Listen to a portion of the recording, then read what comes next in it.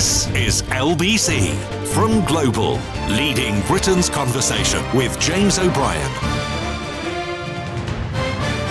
It is, it's just gone 10 o'clock and you are listening to James O'Brien on LBC. Here is the latest episode of Be Careful What You Wish For. I don't know how much attention you've been paying this week to my burblings, but I've been in one of those moods where I've been in the mood to monologue. Have you noticed this? I mean, poor old Keith. I think it shaves a year off his life every time I crash through the 20 past 10 threshold. And this week I've been hitting sort of 20 past 10 in the morning and thinking, I've barely drawn breath. I've got so much to get off my chest this morning. I'm enjoying our time together so much at the moment that I find myself almost overflowing with observations and insights. So I may have said at some point in the last 3 days, do you know what? I think I could carry on. I think I could push right through till 1 o'clock today without interruption, without taking a single call. And then lo and behold, I'm on my way into work and I realise that the breakfast show is struggling from switchboard issues and that the normal avalanche of contributors has been stemmed by technology, and here we are with our fingers crossed, hoping that things will improve. Because of course, if they don't, then I will be pushing through until 1 o'clock. As things stand, when I give you the phone number, I think you will be able to get through. But it is a curiously fragile morning, technologically speaking. Shall we start with some stories? So, one of my children dipped their toe into the world of paid employment this summer, and it's exciting, right? It's a big moment. I don't know if you remember when it was your child's turn, or indeed when it was your turn. The first time you got a pay packet. Do you remember your first pay packet? My first ever pay packet, I know I go on about this, but it's true, was for that building job I did at Doncaster when I was 16. And it was properly, he wrote it up, put it in the little brown envelope, I felt like a grown-up. I felt a bit like a grown-up. So it's an exciting moment. And I may get the numbers wrong here, so don't sue me, all right? But she came home, she was on cloud nine, and she'd really enjoyed it. And I said, how many hours did you do? Because she's on an hourly rate, so we were working out how much money she was due. And she said, I think she said 5.5 hours. I said, that's a very odd figure. And she said, yeah, if we do 6, because they were all comparing notes and complaining about it, if we do 6, then they have to feed us and give us a paid break. So they have all of these sort of school-leaving age teenagers on their books, and just half an hour shy of actually getting some rights in the workplace, i.e., goodness me, Karl Marx, eat your heart out, getting fed after spending 5.5 hours feeding other people and getting paid while you actually take a brief break, having spent 5.5 hours on your feet. So 5.5 hours into the shift, they all get sent home, because otherwise they'd have to pay for the break and they'd have to feed the children. So I kind of parked that thought. Then there is a Viz strip, which I'm afraid to admit focused my mind on something that I should have been across much sooner and much more obviously. But it was a cartoon strip by Lee Healy and Barney Farmer, who are kind of like a Hogarth between them. They're like a Hogarth of our ages with some of the work that they do in Viz magazine. And it just showed a youth on a 0-hour contract getting the train to work, only to be told that he was not needed today, at which point he gets the train home again. And this is a 21st century phenomenon, which arose or was resurrected, I think, as a consequence of some of the legislation brought in by the David Cameron and George Osborne administration. When I first started doing this job, actually, no, that's not true. It would be 3 or 4 years into doing this job, because I used to come through Hammersmith on my way to work. This is before Greta Thunberg inspired my children to insist that I take public transport to work instead of enjoying a chauffeur-driven limousine. I used to see groups of men who I think were probably Eastern European, gathered at one particular spot in Hammersmith in West London, and vans would pull up and offer them a day's work. That was probably black market anyway. That was probably off the books, but it spoke of a world in which employers have all the power, right? It spoke of a world in which employers have all the rights. That's kind of where the trade union movement came from, when foremen and people in positions of power on the docks in Liverpool would have a crowd of men desperate to feed their family, and they would have this extraordinary power to say who gets paid work today and who doesn't, and if you didn't, you got home. And you have, I think that's called a Dutch auction, is it? Is that a Dutch auction? When you sort of go to the lowest bidder. So I'll work for 50 quid, well, I'll work for 45, I'll work for 40, and it goes. So that's what happens in a world where the employers have all the power. And yet here we are, having a conversation in 2024 about how terrible it is that Labour is about to give some power to workers. Front page of the Daily Mail, inevitably. Business fury at Labour's revolution for workers. The owner of the Daily Mail owns a lot of things other than the Daily Mail. So obviously the filleting of the journalists' unions over the years since Rupert Murdoch opened his plant in Wapping is only a small part of the story as to why these particular plutocrats and billionaires have a huge problem with workers' rights. I said I had 3 stories. I've only managed to remember 2. So there's my daughter being sent home for fear of being fed or for having a paid break. There is that image of the 0-hour contract. Seeing people essentially reduced to clamouring for work, which is in the gift of a foreman or an employer. And then the third bit is the conversation we've been having lately about young people who don't want really, or we've been a little bit judgmental. Well, I have. You're probably nicer than it than me. About the way that young people don't seem to engage in the workplace in quite the same way that we think our generation did. Do you see what I mean? That could be part of the reason, couldn't it? The way that the pendulum of power has swung so far from worker to employer over the last 14 years that turning up at work with no rights at all is a very different proposition from turning up at work with paid holidays, rights to claim unfair dismissal, sick pay, of course. These are the rights that Labour is set to introduce today. And listen, I'm going to oversimplify. I'm going to go with what the Daily Mail is describing, because they are very much of the opinion that you should be cross about this. It's the most perfect example, in my view, of that thing we talk about a lot on the programme, encouraging people to be or to vote against their own interests. What are the best examples of this that we can think of together? We've made a list, haven't we, quite recently? We made a list of the examples of people being encouraged to act against their own interests.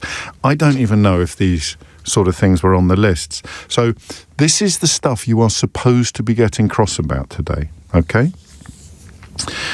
You will be able to claim unfair dismissal from day one in a new job.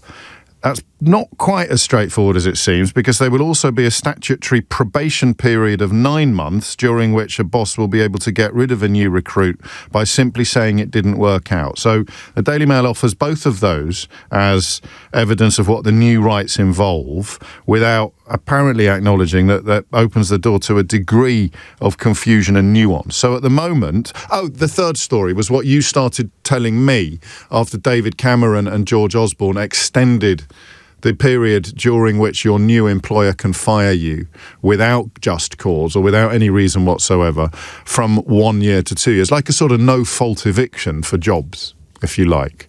And what we heard almost immediately after that, God, this is going back a while, isn't it?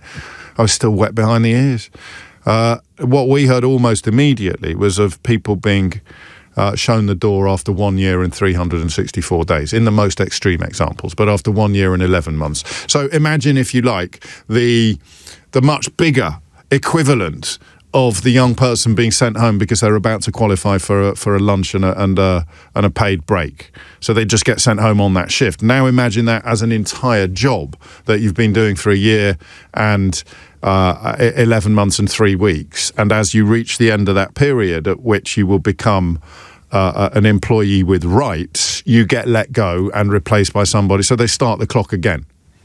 How demoralising is that? You've done absolutely nothing wrong, but the employer is free to avoid giving you any rights whatsoever, because of course any paid holiday that you receive or any rights that you accrue technically, or not even technically, would literally in some cases come out of the pocket of your boss.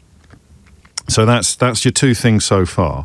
The right to claim unfair dismissal and a statutory probation period of 9 months, which seems to me to be a fairly reasonable opportunity for a boss to decide that things are not working out.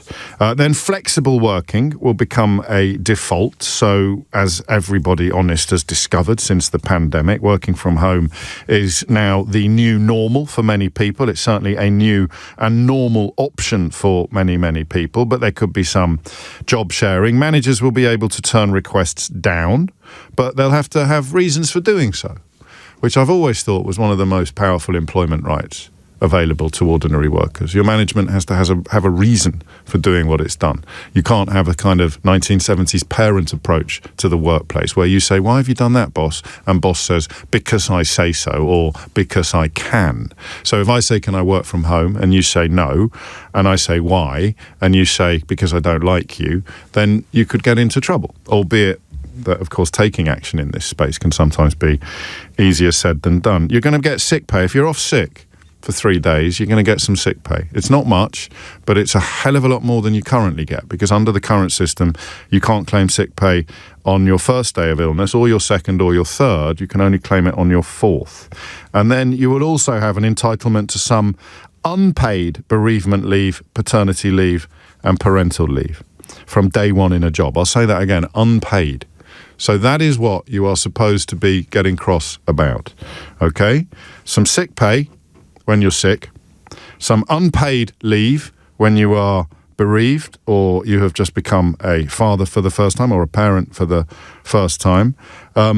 Flexible working, if it suits both you and the employer, is something that you will be allowed to request, although they retain the right to turn it down if they have reasonable grounds for doing so. And if you think you've been unfairly dismissed, even after a week in a job, you will be allowed to, if you are so minded, you'll be allowed to pursue a case against your employer. It doesn't sound to me like a manifesto for, well, it doesn't sound like communism, does it? You're going to get some money when you're sick. You're going to get some unpaid leave when you've had a baby or when you've lost your dad. You're going to get the right to ask for more flexible working, whether that involves working from home or job share or compressing your hours, but the management has the right to say no. And you're going to have a right, if you're unfairly dismissed, to pursue your case, albeit that your boss has 9 months during which they're allowed to say, sorry, this isn't working out, off you go. I don't get it. I have no idea what I'm supposed to be cross about. I really don't. I'm not an employer, but even if I was, how could I sit here and say that this is outrageous, this is unreasonable? What I want to do is, I want to gather examples of what I've just described. James, this happened to me, says Dan in Bromley. I worked incredibly hard for a nameless management consultancy for exactly 1 year and 11 months. I was let go just before the 2-year mark because they said they were worried about the economic outlook. That was 6 months ago. I've just found out they've refilled my role and started the clock again. So I've been doing this job for 20 years and I'm a little bit out of the loop. That's why I was so shocked by my daughter's experience when she was sent home half an hour before reaching the point at which she'd have got some lunch and a paid break. How much power do employers have in 2024? And how big a part of that do we think might explain young people having a relationship with work that older people find increasingly hard to understand? All right? 0345 6060 973. Remember, I'm not sure my phone lines are working, so I think they are they? Are we okay? So give it a go, but it means you've got a better chance than usual of getting through if you do get a line into the studio. I want to know how much power your boss has over you, the story that you think proves the need for reform, okay? 0345 6060 973 is the number you need. And then we may get into the sort of psychological success of persuading people to be against an improvement in their own working conditions, which is what the right-wing media is setting out to do today, to persuade you to be in favour of having fewer rights, but that possibly is for a little later in the hour. The first thing I want to ask you is, how would you prove to a skeptic that your employer has far too much power over you and you have far too few rights? At the moment, what has happened, what could happen, what did happen, what might happen that would help you prove to me that we do need reform in the workplace in favour of workers?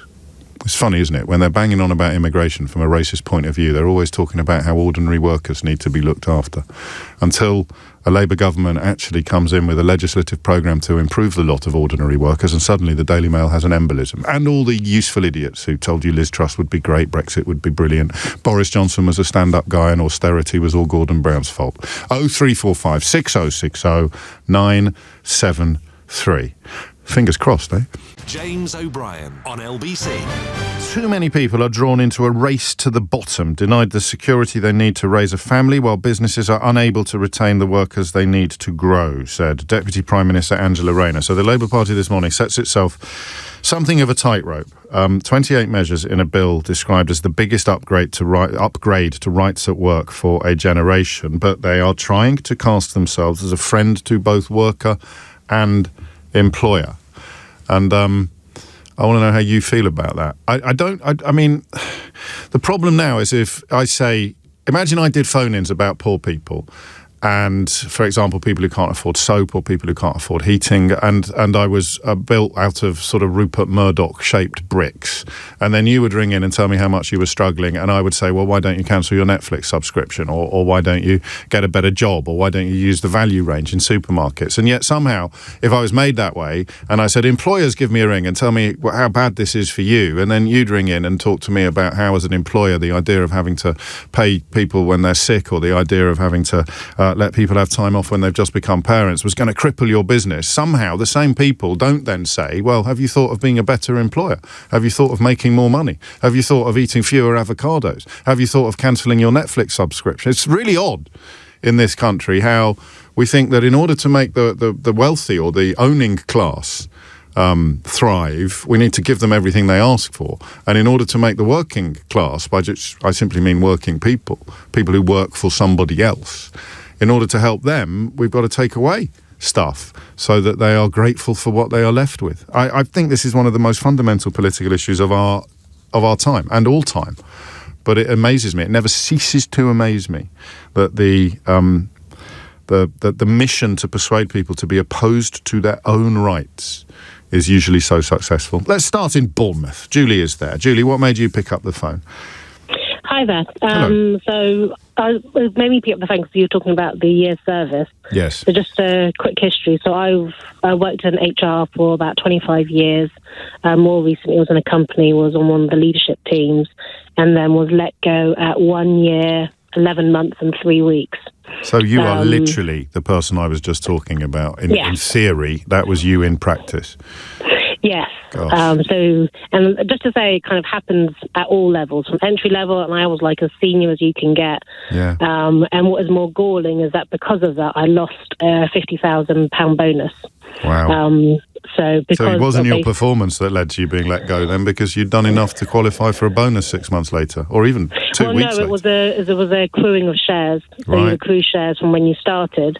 And what they did was they masqueraded it as a performance issue, which they said I failed, which they didn't even look at. But they don't have to prove anything, do they? I mean, that was one of the first things. That was one of the first times on this show that politics and real life collided for me, when people rang in to describe what this would mean after David Cameron brought it in.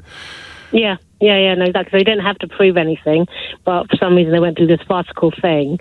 But the reason why they didn't have to prove anything, because if they didn't need my role would have been made redundant, which it was, because they're not hiring for it, and they've hired for a head of HR now as opposed to the higher level it was. But if they had made me redundant, then they would have had to pay out my shares, which would have been £50,000. Oh, gosh. We need to recognise, and having been in HR, you're in a curious position here. You're both poacher and gamekeeper, aren't you, given your recent experiences? Because if you, within a couple of weeks or a couple of months, went from being employee of the month to being a mickey taker, I should have some rights to just say, thank you, thanks but no thanks, shouldn't I? But 2 years seemed to me at the time, and seems to me even more now, a really obnoxiously unworker-friendly threshold. It absolutely is. I think, when I look at it, and the argument in case that I put was that the year before I received a good increase because of the performance, and the Christmas was a good increase again because of good performance. Then all of a sudden, 6 weeks later, when we're doing a cost-cutting exercise across the company, we're now having a conversation about issues on my performance. So it's really galling. And I think as well, I've had to unfortunately carry that process out on other people. Well, I was about to ask you that. You've kind of been hoisted in a sense by your own petard, because if this is a company policy, then it's going to come around and bite you eventually, perhaps. It is, and it's not. It's across all companies that have done it. So you normally have a probation period of 3 months, for senior positions 6 months, but those are never legally binding or contractually binding as such, because you can always dismiss people up to 2 years. Yes, well, that's about to change, although they're not going to introduce it overnight. It's going to be autumn of 2026 before most of this kicks in. Over your 25 years in this business, how I mean, this is a bit of a vague question, but I'd be grateful if you could have a go at answering it. How far has the pendulum swung? Particularly, I think, since 2010, so in the sort of 14 years since the Tory government got in. How far has the pendulum swung from workers' rights to bosses' rights, if you like? I would say it's maybe not rights, but just in terms of... prioritisation. Yeah, prioritisation, it's swung all the way to the employees now. And I think before as well, when you look at it, people used to go to work, many years ago, not really liking their job, but you paid the bill, you paid the mortgage, and that was it. You just did it. And then it moved to having a work-life balance, where you kind of wanted that. And now it's moved to living your values and your beliefs through work, which is where you get all the BLM stuff, the Me Too stuff, the equality, diversity, DIEB, and all those sorts of things. So it's swung so much. I mean, when I started, I was back in the day where you had these massive filing cabinets you'd have to pull out and paper files. So that is how long I've been in the business for. But I think now it is so much on the employee rights and going for the employee prioritisation. But these aren't rights, are they? I mean, in the sense that it's easier to get rid of you now than it was when you started in your career. Yeah. It's easier to get rid of you for no reason now than it was when you started in your career. I wonder whether, when I try to work out why the younger generation has such a strange relationship with work, we might have improved in the areas of equality, diversity and inclusion, but actually what that doesn't butter any parsnips, that doesn't put food on my table if they can let me go after 1 year and 11 months without any reason whatsoever. No, exactly. So I think now it will be interesting that it's from day one. But I think, as you said before, will they now start doing, it's a fixed-term contract? Well, that's the bit I don't get, actually, and we'll wait I'll wait until I get the opportunity to ask one of them, actually, because that's one difference between this government and the last one, for now at least, is that I get to speak to some members of the current government. But if you've got a statutory probation period of 9 months, but you've got a right to declare unfair dismissal from day one, you could see some tension there, although I presume it is that if that statutory probation period is exercised and you think the employer is lying when they say that it just hasn't worked out, you think they're letting you go because of prejudice or bigotry or something awful, then you would have a case. But only during that 9-month period would you be able to be let go without any particular reason. There's a difference, isn't there, between being let go for no reason and being let go for an illegal reason. And that would probably be the difference between the 9-month probation and the rights that you have on day one. I like that. I've lost whoever sent it in, and that's a shame because you deserve some credit for it. Do LBC only employ you for 3 hours a day so that they don't have to feed you or give you a paid break, James? Look, some jobs are a little bit detached from the quotidian reality of the workplace and indeed of the worker-employer relationship, which is why I'm so glad that my phone lines are apparently in fine fettle this morning. Here's Thomas Watts with your headlines. James O'Brien on LBC. It is 33 minutes after 10. We forgot yesterday. We didn't forget. We got overtaken by events, partly because the guests were so interesting, particularly the lads who wrote that book Clown World about Andrew Tate's grim universe. So we didn't have time. Don't stop saying forgot. Makes you sound incompetent. We didn't have time to run through the short list. We had a long list, but the short list of names for the new feature, which will see me dig into headlines or indeed to news coverage of stories that is really treating you like an idiot. And I don't want to treat you like an idiot, unless, of course, you deserve to be treated like an idiot, in which case you go straight into Idiot's Corner. But generally speaking, in a way, it's the same principle, isn't it? How can we be persuaded as a workforce to be against rights for workers and in favour of things that make life easier for bosses? Answer, without turning into Wolfie Smith, the boss class owns most of the media. So you buy the Daily Mail this morning and you read about business fury at Labour's revolution for workers, and you think, wow, what's going to happen? It's a revolution, Keith. Free biscuits for everybody. We take off time. We just work when we fit. It's a revolution for workers. Power to the people. It's the Tooting Liberation Front. And then you read it and it just means that they're not allowed to sack you for no reason anymore. And you can get some sick pay on the first 3 days that you're sick instead of having to wait until the 4th. Oh, and you can take some time off if you become a parent, but they don't have to pay you. It's not exactly Animal Farm, is it? It's not exactly chasing Farmer Brown off the premises, but it is apparently too much to bear, which is the point at which, where I had built a slightly different way, I'd say, you're an employer, give me a ring and tell me why you can't afford this. And I promise not to suggest that you're eating too many avocados or spending too much money on your Netflix subscription, like I would do if you were struggling to actually pay the bills, feed your children and keep your house warm. Terry's in Birmingham. How far has the pendulum swung, Terry? It's unbelievable, isn't it, how we always seem to have this conversation every time we look at workers' rights. For me, and I have to disclose, I am a union rep Good. In Birmingham. Good for you. Supporting people. Not many of you left, is there, since Longbridge shut and the rest of it? We're all union barons living in £2 million houses, apparently. But I'm not. That's it. It's not a union rep, a union baron. Yes. I mean, actual barons own the newspapers, but union barons are the problem. Yes. So when we look at the detail of all this stuff and the hysteria around it, we have to recognise the world has changed between my generation and young people's generation now. So my generation, we're offered jobs for life almost. And I remember 30-odd years ago when I started working, it was a job for life. Yes. Young people, it's not even on their radar to have a job for life because of the inequality of work. And some of the stuff I see and some of the examples and cases I support with, you would not get your breath at what employers get up to with sacking people and dismissing people. And that needs to stop. And it has been since the Conservatives have been in, unfortunately. And then we go back to look at some of these rights. The right to switch off, so your manager can't ring you at 10 o'clock at night to ask you something. The right to have... I mean, these are going to be nibbled away at, aren't they, between now and the autumn of 2026? And do you know what? As you know better than I do, the nibbling has already begun. It has, but it's an incremental step, isn't it? You have to, when you're reversing things, you have to do it quite gently because working people, the country, employers, lose their minds over some of this stuff.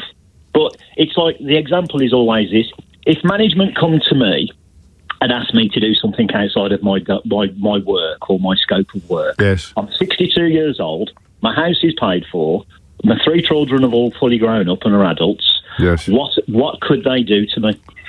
Whereas if I'm 21, 22 and I've just bought a house and I've overextended myself on the mortgage because of how much houses are to buy, I'm thinking of setting up a family because I've got my partner and my girlfriend or my wife, right? The leverage that management can exercise on you is absolute. And it's very similar to the 1800s. We used to have workers that used to get jobs for the aristocracy and owners. And the landowners would put them in a house. And what does that do to that worker? It makes that worker totally dependent on their employer. I lose my job, I lose my house, it's all over. And I mean, here's an example of what you're describing. I've got 2, actually. Tony's is quite moving. My little sister had a severe stroke. We were told to go to the hospital to say goodbye. I left work early, explained to my boss's son what was going on. I then got a text off my boss asking when I'd be back in and letting me know I wouldn't be paid for the time I've missed. I've worked there for 20 years. That's from Tony in Bishop's Stortford. And Celia tells me that one of her siblings, I haven't got time to read all of this, but spends about 90% of their weekend, their 2 days off, on their work laptop, working or on their work mobile dealing with calls from work or from customers. And the right to switch off is something that doesn't even enter into her thinking, because if she doesn't do it, the old line is, well, we'll find someone who does. And if they're lucky enough to be in an environment where the employers, because remember, you haven't got an automatic right for union membership, really, because your employer doesn't have to recognise. Look at what's going on with Amazon, one of the richest companies in the world, and what they're doing in Coventry. There's nothing to stop you joining a union, though, even if your employer says that they don't recognise unions. So and if something does happen, you can come in with a union rep. It doesn't mean that they can keep the union rep out of the meeting with HR or anything like that. It's a very different conversation. Of course it is. It's a very unbalanced conversation. Of course it is. And we've got that going on in Amazon at the moment. But it's that disconnect, and it's that almost all-encompassing absolute power over the younger generation because of their relationship with work. And then we've had 3 phone-ins in the last month about why young people have such a strange relationship with work compared to their parents' generation. It's suddenly not such a mystery, is it? And you've answered part of the other mystery as well, actually, Terry, the idea of why we are encouraged to support things that are bad for us, but you haven't answered all of it. Where does that psychology come from? Where does the idea, is it somehow linked psychologically to the gratitude for the job turns us into people that become we become agitators for the boss? We're so grateful for the job because of what you've described, is that we end up thinking that we're on the side of the boss when it comes to the doling out of rights between them and us. Yeah, a lot of the times when we have issues and I raise them with management, I'll have murmurings from other members of staff to ask me, why are you raising that? And I say, well, can you not see how this, because you haven't got elderly parents and they're not coming to the end of their life and you don't need time off at the moment. Yes. In the future, you will need to exercise that sort of right. But because they're in the here and now, they literally will side with management and start asking me why I'm pursuing what I'm pursuing. And I'm just thinking, I literally cannot get my head around it sometimes. But, but it is the nature of it.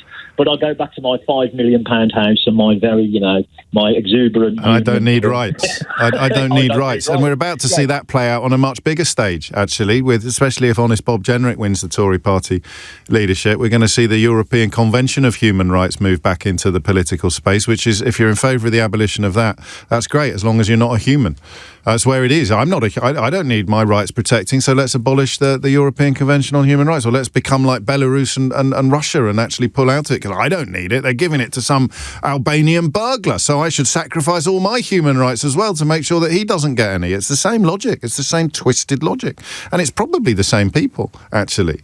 The same ordinary working people who are in favour of having fewer rights themselves in order to further enrich their bosses be the same people that would be queuing up to claim, just as they thought leaving the European Union would make them richer, that abandoning their own, surrendering their own universal human rights would somehow make them stronger. Terry, great stuff. If we need more Terrys. We definitely need more Terrys. Staying in Birmingham, Tim's there. Tim, what would you like to say? Good morning, James. Yeah, I think I might have found a slight problem with the sick pay from day one in relation to part-time workers. If you're a part-time worker, say just doing 15 hours a week and 3 hours a day on minimum wage, you'd be earning about 35 quid. Yeah. You would be able to phone in sick and get 23 quid on sick pay. So you're lying in bed thinking, is it worth driving into a wall? No, they're lowering SSP for low earners. To what? It's coming out in autumn 2026, but they've addressed that one directly, actually. So I mean, you're right to have spotted it, but they have. I just read it. Currently, workers earning less than £123 a week cannot claim SSP at all. Yeah, but you would be earning more than that. This limit will be removed, but the bill will set out a lesser level of sick pay for lower earners. So you're on 125, so you do qualify. But it's addressed your problem. The limit will be removed, so the bill will set out a lesser level of sick pay for lower earners. I'll wait to see what the detail is. Because I've just told you what it is. Let me guess. You have part-time workers. I do. Yeah. And you're an employer, and you think they're always swinging the lead. No, I don't. Could you not pay them a bit more than minimum wage to avoid the problem you described? We do pay more than minimum wage. So what are you worried about then? Because let me repeat what you said. If you're earning less than 120 quid, 30 quid, 123, you will have a lower level at 15. Correct. 15 hours a week at minimum wage. But what I'm pointing out is that you could avoid this problem by paying them more. And put the prices up for customers. Take it out of your pay packet. If only I earned as much as them. Yeah. If only you earned more than minimum wage as an employer. You need to cancel your Netflix subscription, mate. You're not seriously telling me that you earn less than minimum wage as someone who owns and runs a business. There's a lot of people who own and run a business. No, but you're not one of them, are you, Tim? But don't lie to me, mate. Are you? Do you want to see my tax return? No, I just want you to tell me the truth. Yeah, I'm telling you the truth. I'm not earning... Well, then if you're earning less than minimum wage and you're paying people minimum wage, you're in the wrong business. What you should do, you should resign, sell the business and go to work for the person that you sold it to, because you'll be on £1 an hour more. There it is, the voice of the employer. 10:45 indeed is the time. 0345 6060 973 is the number that you need. Why will it take 2 years to implement? That's a good question, partly because of the nibbling. And we just heard a little bit of nibbling. No offence to Tim, I was teasing him a bit. I'm sure he's a great boss. But the nibbling begins. It's nibbling away at the edges of what they're planning to do. And there'll be a pushback against the nibbling, but you can't just bring it down like a guillotine. You can't bring it down overnight. That, I think, would be too much to expect every employer in the country to adjust to immediately, at midnight tonight. But 2 years? I think that's more than generous. It's 10:45. James O'Brien on LBC. I'm going to get that list, actually. The things that we are successfully persuaded to be opposed to that are actually good for us. Because here is quite a good example of it. And listen, there will be room for wriggling. That's why you need a period of nibble. A period where employers can say, oh, no, that's terrible, I can't do that. And it's not helpful to do what right-wing blowhards say when people are truly struggling and just pretend that this is an invented problem that could be easily fixed by getting on your bike or using the value range at your local supermarket. But the broader question of why we are so successfully persuaded to act against our own interests, the nanny state. It's probably my favourite example. What's that you say? The government is actually going to look after citizens, protect them with things like, because this is on the list as well, health and safety legislation. Oh, down with health and safety. You think I'm joking? They're about to put universal rights on this list. You're about to be told by a variety of politicians that your universal human rights, one of Winston Churchill's proudest legacies, is something that you should surrender in the same mad frenzy that you surrendered your membership of the European Union. So you've got and then lefty lawyers. Oh, damn, we don't like lefty lawyers, which means you don't like lawyers, which means you don't like legal representation, which means you don't like equality before the law. You've seen the Daily Mail attack judges, high court judges. So down with anything, down with legal, down with representation of ordinary people against the ruling class. So that's the nanny state, lefty lawyers, health and safety, red tape. Remember, you hate red tape. You've voted to leave the European Union because you hate red tape. So just don't mention that you ended up with loads more. I hate red tape. We have a bonfire of red tape. Some of the politicians who were either adjacent to or arguably responsible for elements of the Grenfell Tower tragedy, absolutely dedicated to a bonfire of red tape. That's the language they used.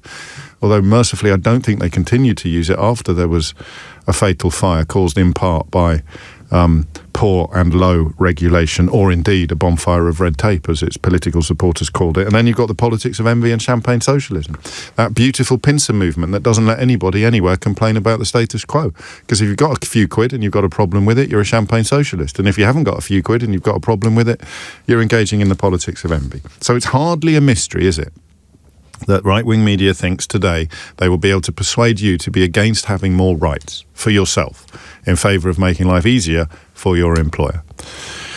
Where's the pendulum at the moment, I wonder? Patrick is in Reading. Patrick, what would you like to say? Well, just before I say what I was going to say, I remember you musing a couple of weeks ago around actually writing a book on that kind of list. Yes. That's very kind of you. I think I may already have written it in How to Be Right. I think a lot of it is already in there. But I digress, or rather you digress. Get back onto the business in hand, please, immediately. Yeah. Similar to the kind of your first call and one of your first texters, I was let go just before that 2-year kind of time. I wonder how commonplace that is. Well, I was really fortunate that I had the means and kind of opportunity to be able to engage with an employment lawyer, and they said it's really, really common. It's lefty lawyer. Common. Lefty lawyer, please, Patrick. Let's get the language they were right. very A lefty lawyer. actually, A lefty lawyer that was helping a worker deal with poor treatment from an employer. Down with that sort of thing. Down with lefty lawyers. Carry on, please. Well, I'm a bit of a champagne socialist as well. Down with that sort of thing as well. At least it's not the politics of envy. In fact, if you'd lost your tribunal, it probably would have been the politics of envy by now. Well, exactly. And I was let go and for having a disability, which I disclosed to my employer. Wow. And because I was on a contract, I didn't automatically get workers' rights. But in the proposal by the Labour government, it says that all workers, regardless, have workers' rights, so contract, part-time, etc. Yes. From the get-go. So I think it's really important. It's something that probably hasn't been talked about as much, but especially with disabilities and kind of protected characteristics and things like that. But yeah, I just, it's really scary how people are kind of looking at it saying this is a bad thing. Well, they're being told to think that it's a bad thing. I'm not yet coming across many people who have swallowed the pill, but my goodness, we know from recent experiences that they do. So what happened to you? Did you had the wherewithal, the reason you mentioned your champagne socialism, you had the wherewithal to pay for legal representation, presumably, to pursue your employer in a way that a lot of workers simply wouldn't be able to. But that's the thing, and I did join a union, but it's not a typical kind of unionised form of work that I'm in. I was able to get advice from them, but as you said, I had the ability to hire a really good lefty lawyer who was able to know the things to do to get it to a tribunal to win it. But the other side of it is that the absolute time it took to get to that point was massive. Yeah. And the backlog, and then that's another problem with the backlog in the courts and things like that. But the original kind of pushback was my former employer saying, you're a contractor, you don't qualify for these rights. And my lawyer was able to argue saying, well, no, you treated him as an employee, as a worker. So if you treat someone as that, then they qualify for them, and was able to argue that. But again, you might not be able to get a lawyer as good as that. You might not be able to be in a situation where you can make that argument.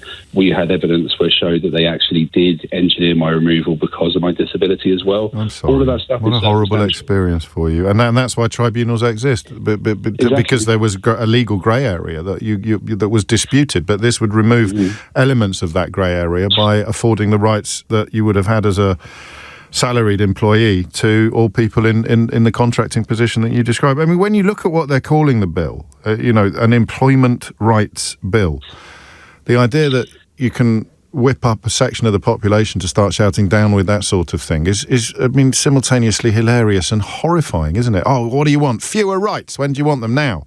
But that's what we're talking about here. I think as well, the 2-year kind of grace period, let's call it, is a really good thing for both sides. Like my wife works in HR, and she really encourages this kind of change in workers' rights and then being put in place, but then was really pulling her hair out saying, well, they're going to bring it out overnight. We're dealing with things at the moment that are up in the air. Does that change our conversations? But it gives that kind of grace period, and as you said, kind of nibbling and kind of the because there will be some give and take. There will be some toing of, and that's why I used the analogy of a tightrope at the beginning to describe an attempt to be on the side of both employers and workers. In a sense, it's the definition of centrism, fiscally speaking, or in terms of employment terms. If you go all in on looking after the employers, you end up with indentured labour, give or take, or the kind of gangs being collecting on street corners, and some of them will get work that day and some of them won't, because all the power is with the employer. You go the other way and give all the power to the employees, then the businesses will end up closing down because of the kind of excesses that you see in carry-on convenience, or that when arguably the pendulum had swung too far in the opposite direction during the 1970s at places like Longbridge in Birmingham and elsewhere. So there needs to be a balance, and that is what I guess the centre ground looks like that Keir Starmer is trying to inhabit. This is strong from Martin. Thank you, Patrick. In Connecticut. I love that word. Connecticut. Did you know that, Keith? Do you know that there's 3 C's in Connecticut? It's not Connecticut. It's Connecticut. Everyone always looks at me like this. It is. It's Connecticut. A Connecticut Yankee in King Arthur's Court is Mark Twain's book. It's Connecticut. It's not Connecticut. I don't know why people say Connecticut, because it looks like Connecticut. Connecticut doesn't make sense on paper, but it's Connecticut. I left London in 1989. He did, he's in Connecticut now. I am an HR leader in a global company, and I'm horrified at what has been going on in the UK over the last 14 years. It's no wonder that the UK outside of London is now on a par with Mississippi, MISSISSIPPI, where workers' rights would be no better than the federal minimum obligations. Excuse me. It's no wonder people... Hang on a sec. It's no wonder people are leaving the country, and why Starmer wants to avoid freedom of movement, and why people living with such uncertainty and poverty are not having children. In the US, we have very few companies that would so cravenly take advantage of the loopholes and freedoms offered to them by a hateful state government, i.e. in Republican states. In all the progressive states, like New York and Connecticut, that are so-called right-to-work states, there are plenty of protections in place to prevent companies treating people like rubbish through the gig economy or the casual labour approach. I feel protected, don't have to engage in the horrific race to the bottom by exploiting employees to boost profits. My heart breaks for the UK and what has been allowed to go on there since 2010, but ultimately the British people only have themselves to blame. And then he adds, Britannia Unchained, I'm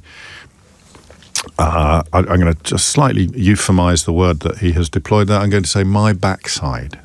Britannia Unchained, My Backside. Britannia Unchained was the book written by, off the top of your head, Liz Truss, Kwame Kwarteng, Priti Patel, Chris Skidmore, and Dominic Raab. Just run through that again. Liz Truss, Chris Skidmore, Priti Patel, Dominic Raab. Who was the other one? So how many of them are left? So that was the book essentially saying, give all the rights to the employers, none of the rights to the employees, and everything will be great. Richard is in Bournemouth. Do you know, we started in Bournemouth and we're finishing this hour in Bournemouth, but I don't have long, Richard. What would you like to say? Yeah, just wanted to comment. My view is that my generation, I think, I'm late 30s, I think we're just a lot more, work is a lot more unstable for us, and employers wanting to get rid of can easily get rid of and wanting to get rid of us within the first 2 years quite easily. I've had sort of 8 or so jobs in the last 10 years and been going from one job to another.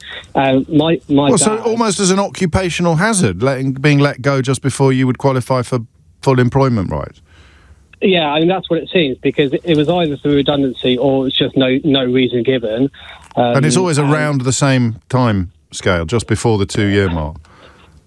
Yeah, they've all been before the 2 years, and it feels very vulnerable, and your livelihood is tied to your job. And I've got one example which was very significant, but it just feels very different to my dad's generation.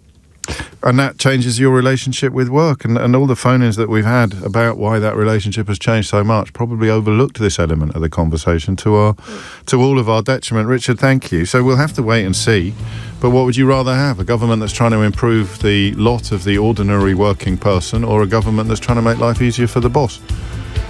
And of course, I've fallen into the trap there of binary thinking, because what the Labour Party will tell you, what the Labour government will tell you, is that they're trying to reach a happy compromise.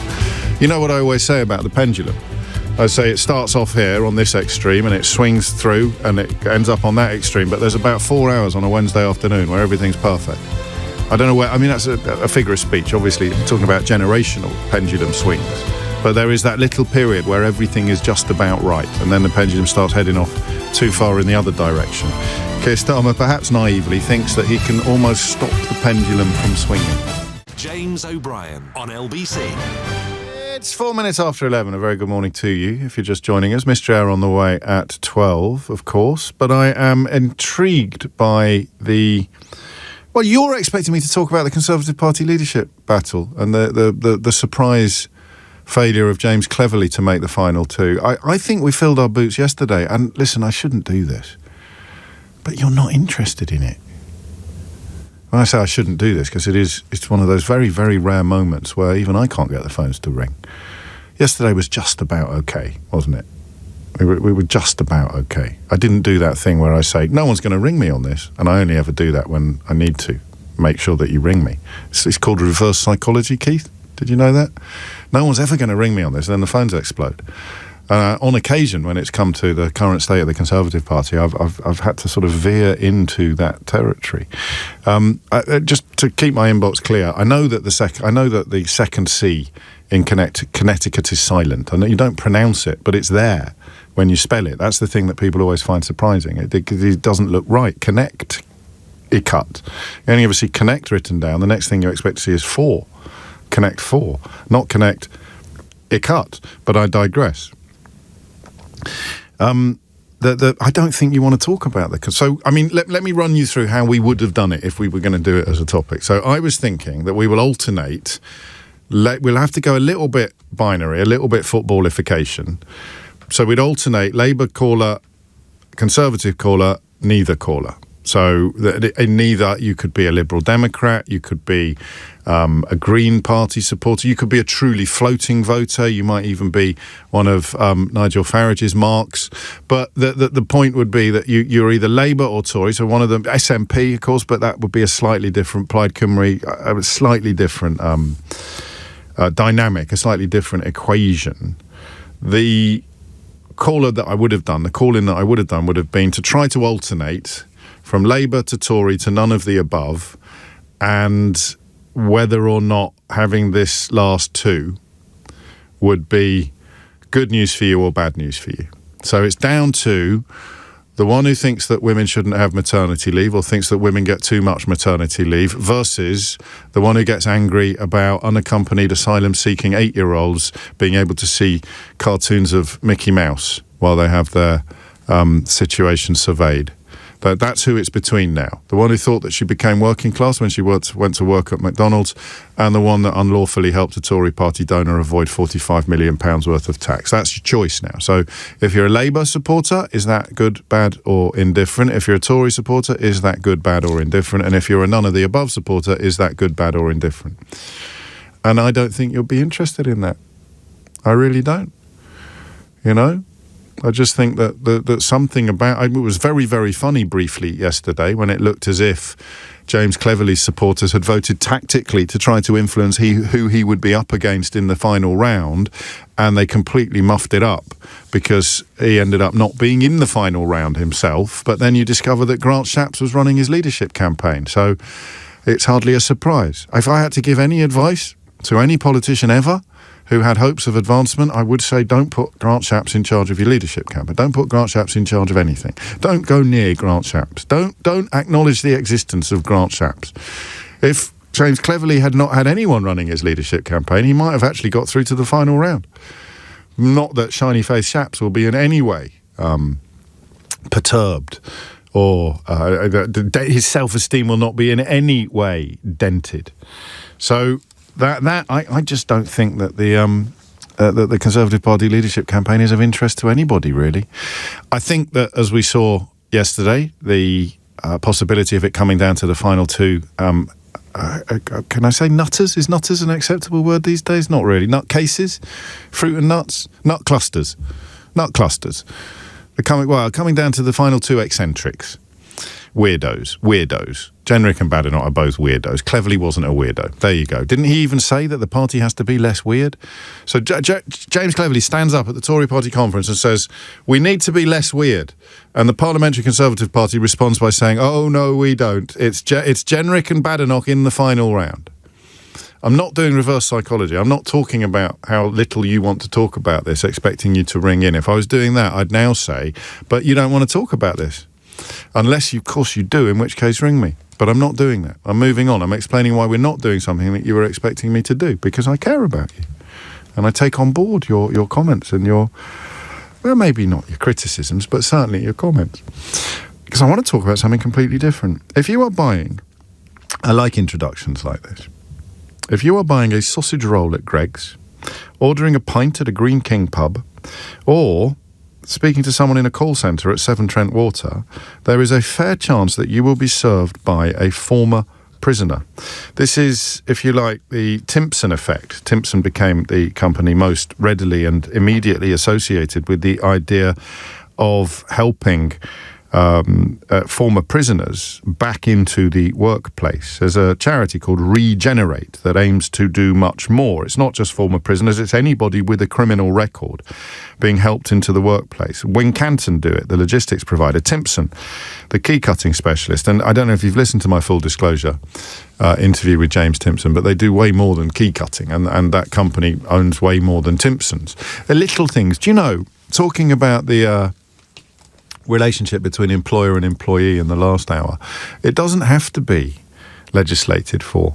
Timpson do little things like they own holiday homes that are available for all members of staff, particularly if they've been through a tough time. If they've got like a poorly child and they need a fortnight or a week away, they can go away on the company's shilling. Just little things like that. I do think that's why the tightrope between employer and employee is a lot more interesting and nuanced than much political analysis allows. Some of the great Victorian, particularly the department store owners, oddly, that they had a really philanthropic bent, many of them. There's a whole village for people that Whiteley's in Bayswater. I know this is a bit London centric. If you don't know, Whiteley's is now a shopping mall. It's a in fact I'm not sure what it is now, but it used to be a department store like Selfridges or Harrods.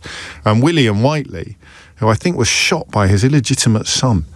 He's got an incredible backstory. A lot of the big department store scions and families did. But there's a whole village. My friends got married there out in Surrey somewhere. There's a whole village that he built for his retired employees. So that idea of keeping all the money yourself is not by any stretch of the imagination the only way of doing business. It could be different. It's just that these days it feels like you've got to compel them to do it with laws rather than sit there and wait for them to do it from the goodness of their heart or indeed their religion. I think John Lewis still do it. So we're not going to talk about the Conservative leadership campaign unless you ring me now and think that you've got something interesting to say. We're going to talk about the two sides of this story. The difficulty that a criminal record or a period in prison presents when you are trying to find work. Okay? 0345 6060 973 is the number you need. It's that simple. You see, Will, I do a bit. The former prisoner is just a person, James. If I'm in Greggs getting a steak bake, I don't think, has this person serving me ever spent time in a prison? I just think I like this person, largely because they're giving me a steak bake. I do it at Timpson's. I don't know what that says about me, but when I walk past a Timpson's, I obviously have in my head some idea of what a former prisoner would look like, which is a really stupid idea to have in your head. But there have been a couple recently where I'd bet a month's wages on the fella that I'm giving my keys to having served time. I don't know why.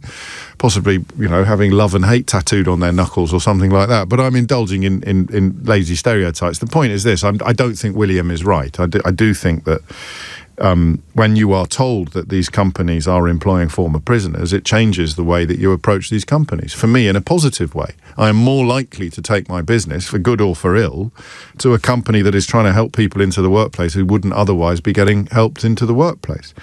And I think it is a huge problem, but I want you to tell me more. I want you to tell me from both sides of the fence. In some ways, unlike in the last hour, in this hour, I'm more interested in hearing from employers than I am from employees. I want to know about the risk you took on a former prisoner, or the risk you took on someone with a criminal record, or why you would never consider hiring someone who had been in prison, or why even the horror stories about when you did and they robbed you blind. I just want the stories this hour, the stories rather than the philosophy or the thinking behind it. 0345 6060 973 is the number that you need. What I would like to know from you is what happens in real life. What is it like to come out of jail? Just explain it to a way in which, what should we call it? A way in which somebody who has absolutely no idea of what a burden it can be would say. How would you explain what a difference it makes to your employability to have, most obviously, prison time on your CV and also a criminal record?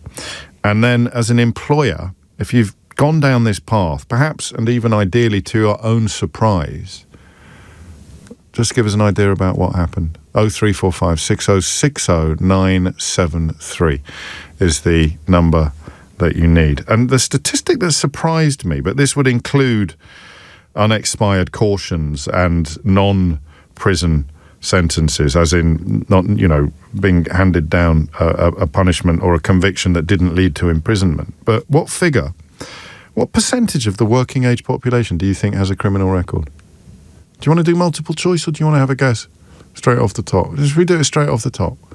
What percentage of the working age population do you think, don't cheat, but do send me in your texts or your WhatsApp, so 03456060973. What percentage of the working age population do you think has a criminal record? And obviously none of these companies, Greggs, Green King, Timpson's, Severn Trent, Wincanton, they don't exclusively employ ex-cons and people with criminal records. They just prepared to give an opportunity to people who wouldn't get it otherwise. Just for anyone, for clarification, a couple of people think I need to clarify that this is, I'm not suggesting for a minute that everybody employed by all of these companies has just come out of Wormwood Scrubs, but they are what you like, pioneers, if you like, in this field of employing prisoners. And if you listen to my conversation with James Timpson, you'd realise he sees it in very capitalistic terms. He thinks it's really good for his business.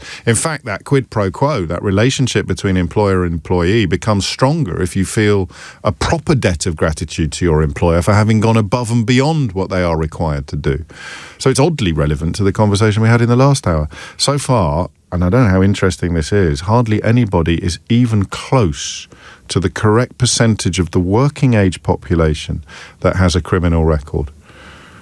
Okay? But if you want to contribute to the conversation about employing prisoners and people with criminal records, the number you need is the same as it always is. James O'Brien on LBC. 11:18 is the time. I mean, would you? That's the question, isn't it? Would you hire an ex-con? Well, I'd want to know what they'd done. But if they've been released from jail, then the powers that be have decided that they no longer pose a threat to society, so it shouldn't even matter what they've done. Obviously, the more serious your crime, the more interesting your contribution to this conversation would become. Or, indeed, the more serious the crime of the person you've employed, the more interesting your contribution would become. This is quite interesting, actually. So the lowest figure I can see at the moment, did you see a 0.01? I don't think they're taking it seriously. Yeah, I'll go for 0.5. And so the lowest pretty much, well, no, 0.05 is the lowest, which is pretty much zero, isn't it? Percent of the population, the working age population with a criminal record. And the highest that we've seen, the people sending in figures like 78 and 80 are just joking. 90%, don't be silly. The highest reasonable suggestion is 48%. So what percentage of the working age population do you think has a criminal record? And an awfully large number of you, most of you going low actually, 8 to 12%, 15%, 3.5%, 15%. Gary goes for 48%, and that, I don't know how I can tell it's serious, a proper suggestion, rather than some of the people who aren't taking things terribly seriously. 2.5%, 20%, 25%, 23%, 10%, 5%, 10%, 12%, 14%, complete guess, 7%. So most people would put it between 5 and 20%, I think, looking at my figures. Probably that's a bit generous. Most people with outriders are going between let's say between 10 and 20%, I think. The correct figure is 25%. So most people underestimate. John and others have got it right. Most people underestimate. Ben thinks 44% of the population are ex-convicts. Mate, there's 25% of the population have a criminal record. That involves even someone who's just got a caution for shoplifting that hasn't expired yet. But the prisons are full already. If 48% of the population had been in there at some point or another, we'd be in all sorts of trouble. So there it is. The figure is 25%, which we all thought was surprisingly high. Please don't read my name out, says this texter. I couldn't find work for 2 years after leaving prison. My current employer gave me a chance. That chance has turned into a decade of service in which I have felt a massive sense of gratitude and loyalty. This has remained unchanged over a decade later. My employer gave me not only a job, but also my self-respect. It's beautifully put. Tony's in Ealing. Tony, what made you pick up the phone? Well, it's been 3 years for me to get through to you. Do you know how many times I've called you and got knocked back? What do you mean knock back? We don't knock people back. It's just a very popular programme. It's a very popular programme, Tony. It would have been felt that you weren't completely appropriate for whatever discussion we were having that day, or there just wasn't room. To you for years. There wasn't enough room. There wasn't enough time for you. I'm not going to apologise for being the most popular phone-in host in town. That would be ridiculous. Go on. Don't spoil it. I'm very good, mate. How are you? I'm good. Well, my story is, I went on the ambulance service after coming out of prison. Gosh. I joined the private ambulance service, and the guy that hired me, he just said, get on with it, keep your head down and get on with it. And that changed my life all the way. Like, so he knew. I take my hat off to him. You had to tell him? No, I did. I told him as many times as I messed up, he gave me as many chances as possible. And like, I learned so much from the ambulance service, like keeping calm, just helping people in general. Yes. Do you know what I mean? A lot of people come out of prison and they don't get that chance. Like, I've managed to drive in convoys with police and go into police stations and take people out of cells and handcuff them and drive them along after being handcuffed and being driven along to prison. Yeah. Well, what opened that avenue? What opened that avenue? How did you end up even applying for a job in that field? Well, I lost a friend in a freak accident, and I was really upset about that. Yeah. So, my friend who was actually working for the ambulance service said, you know what, do you want to come and help? So I went. It's the only way I could kind of like get over what happened to him. Okay, that's interesting. So, and it went on for about 7-8 years. And then I went to work with autistic children. And then after that, I went to Royal Mail, Network Rail, then Royal Mail. And at all of those points, you have to declare your prison. No, I did. Yeah. I did. I wrote it all. Could they do a check? So it's more commonplace than we realise, perhaps. I mean, some companies have it as a distinct and deliberate policy, and this charity Regenerate is trying to sign up more and more companies to it. But of course, now that I listen to you, I realise that lots of companies will also be on a sort of ad hoc basis, on an applicant-by-applicant basis, will be perfectly open to the idea of hiring somebody who's served time in prison. Honesty is the best policy in these cases. Of course it is, because otherwise you're going to come a cropper potentially after getting your feet under the table. Can I ask what you were inside for? Nothing. Jimmy Savile kind of way. More gangstery. Okay, that's an interesting distinction, Tony. So drugs were involved? No, more violence, more gangstery kind of way, but okay, it's neither here nor there. Well, it is relevant to the next question that I'm going to ask, because if you hadn't been helped into the workplace in the way that you were, would there have been a risk of you returning to your old ways? I'm not going to lie to you, James. Most definitely. Society, the way how society is now, it pushes you and it tests you, and sometimes you need to really understand what the road is about. Yes. Do you understand? Survival. Yes. Do you know what I mean? Like, just to survive, basic survival. It's not all the time people want to go out and commit crime. If society dealt with them better, it wouldn't happen. Do you know what I mean? Of course I do. I mean, this is the rehabilitation argument in a nutshell, isn't it? As opposed to the recidivism, which kicks in if, the repeat offending that kicks in if people aren't given an opportunity to change their ways. Do you remember YTS? Yeah, of course. Yeah. Back in the day. Yes, I do, actually. Right. I'll tell you why I giggled in a minute, but you finish first. Right. If the YTS scheme was still going on today, we'd have a lot more kids getting a lot more qualifications going straight into work. Yes. Do you understand? But because all of those schemes have been taken away, there's a lot of idleness on the road. Yes. You understand? And then a lot of judgment. I just need to explain to listeners that by on the road you mean in life. You're not talking about driving related specific issues. I'm familiar enough with the lingo to be able to recognise that.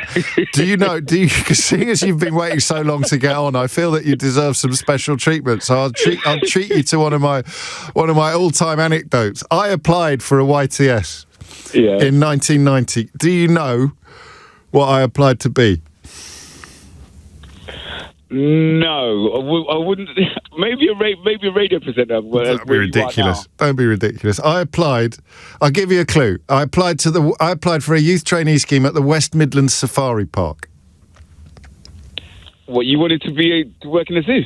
I wanted to be a sea lion trainer. No. Yeah, I went into the job centre. In Kidderminster after leaving school. Mine was painting and decorating and bricklaying. Yeah, you're such a lightweight, man. You need to dream. You need to dream, Tony. You know, you've got to have a dream. And I went in, because Mum and Dad were a bit annoyed for me A, getting expelled from school, and B, not getting out of bed. So I had to, they drove me to the job centre. I went in, you had to take the little postcards off the wall and take them to the desk, and it said, sea lion trainer. At West Midlands Safari Park. So I took it down. I went to the desk. I went to the safari park for a thing. I took my swimming trunks with me. I didn't actually get to swim with the sea lions because they explained what a YTS was, and it was only about 30 quid a week, wasn't it? Something like that. Whereas I got 100 quid a week. I got 100 quid a week working at River Island in Worcester. But I could have been. Think how different everything could have been, Tony, if I'd stuck with the sea lion training. Listen, James, I've got to go. So have I. Stay safe. I'll talk to you again. Was it worth the wait? That's the question. Annie's in Bromley. Annie, what made you pick up the phone? Hiya. So I'm coming at this from. I've got a couple of different angles on it. I bet you've never applied for a job as a sea lion trainer, have you? I haven't applied for a job as a sea lion trainer. That's true. Go on. I work for a voluntary sector organisation. Yes. We work with vulnerable adults. So the whole organisation, and my service as well specifically, we actually look for people with that lived experience. Wow. Because we believe that they have something additional to offer that someone who hasn't had that involvement in the criminal justice system doesn't have. What is it, do you think? An understanding of the prison system in itself, for a start. So understanding what you can do when you go into custody. No one helps you to look at your sentence plan, to understand what your risks are, how to reduce those risks, the courses that you can do, the jobs that you can do whilst you're there to help improve your life and improve your opportunity when you're released. Yeah. Wow. So you've got a better understanding of opportunity almost. Of how the system works, yes. Who you need to contact, how you're going to get the support that you might need both whilst you're in custody and when you're released. Wow. And just sometimes for someone who we support who might be coming out of prison, so we offer people appointments on the day after they're released from prison to continue any support that they've had in custody. We do the community side of it. Right. If we have someone that's in our service that can say, listen, mate, I was in custody. Yeah. This is what happened to me. As opposed to some... Look at what I'm doing now. Change is possible. And that's the powerful... That's why it's so powerful, is seeing the change. If you see someone, you meet someone whilst you're in custody, and then when you come out of custody, you meet someone in the community who's working, who you saw when you were in prison, that shows you that it's possible.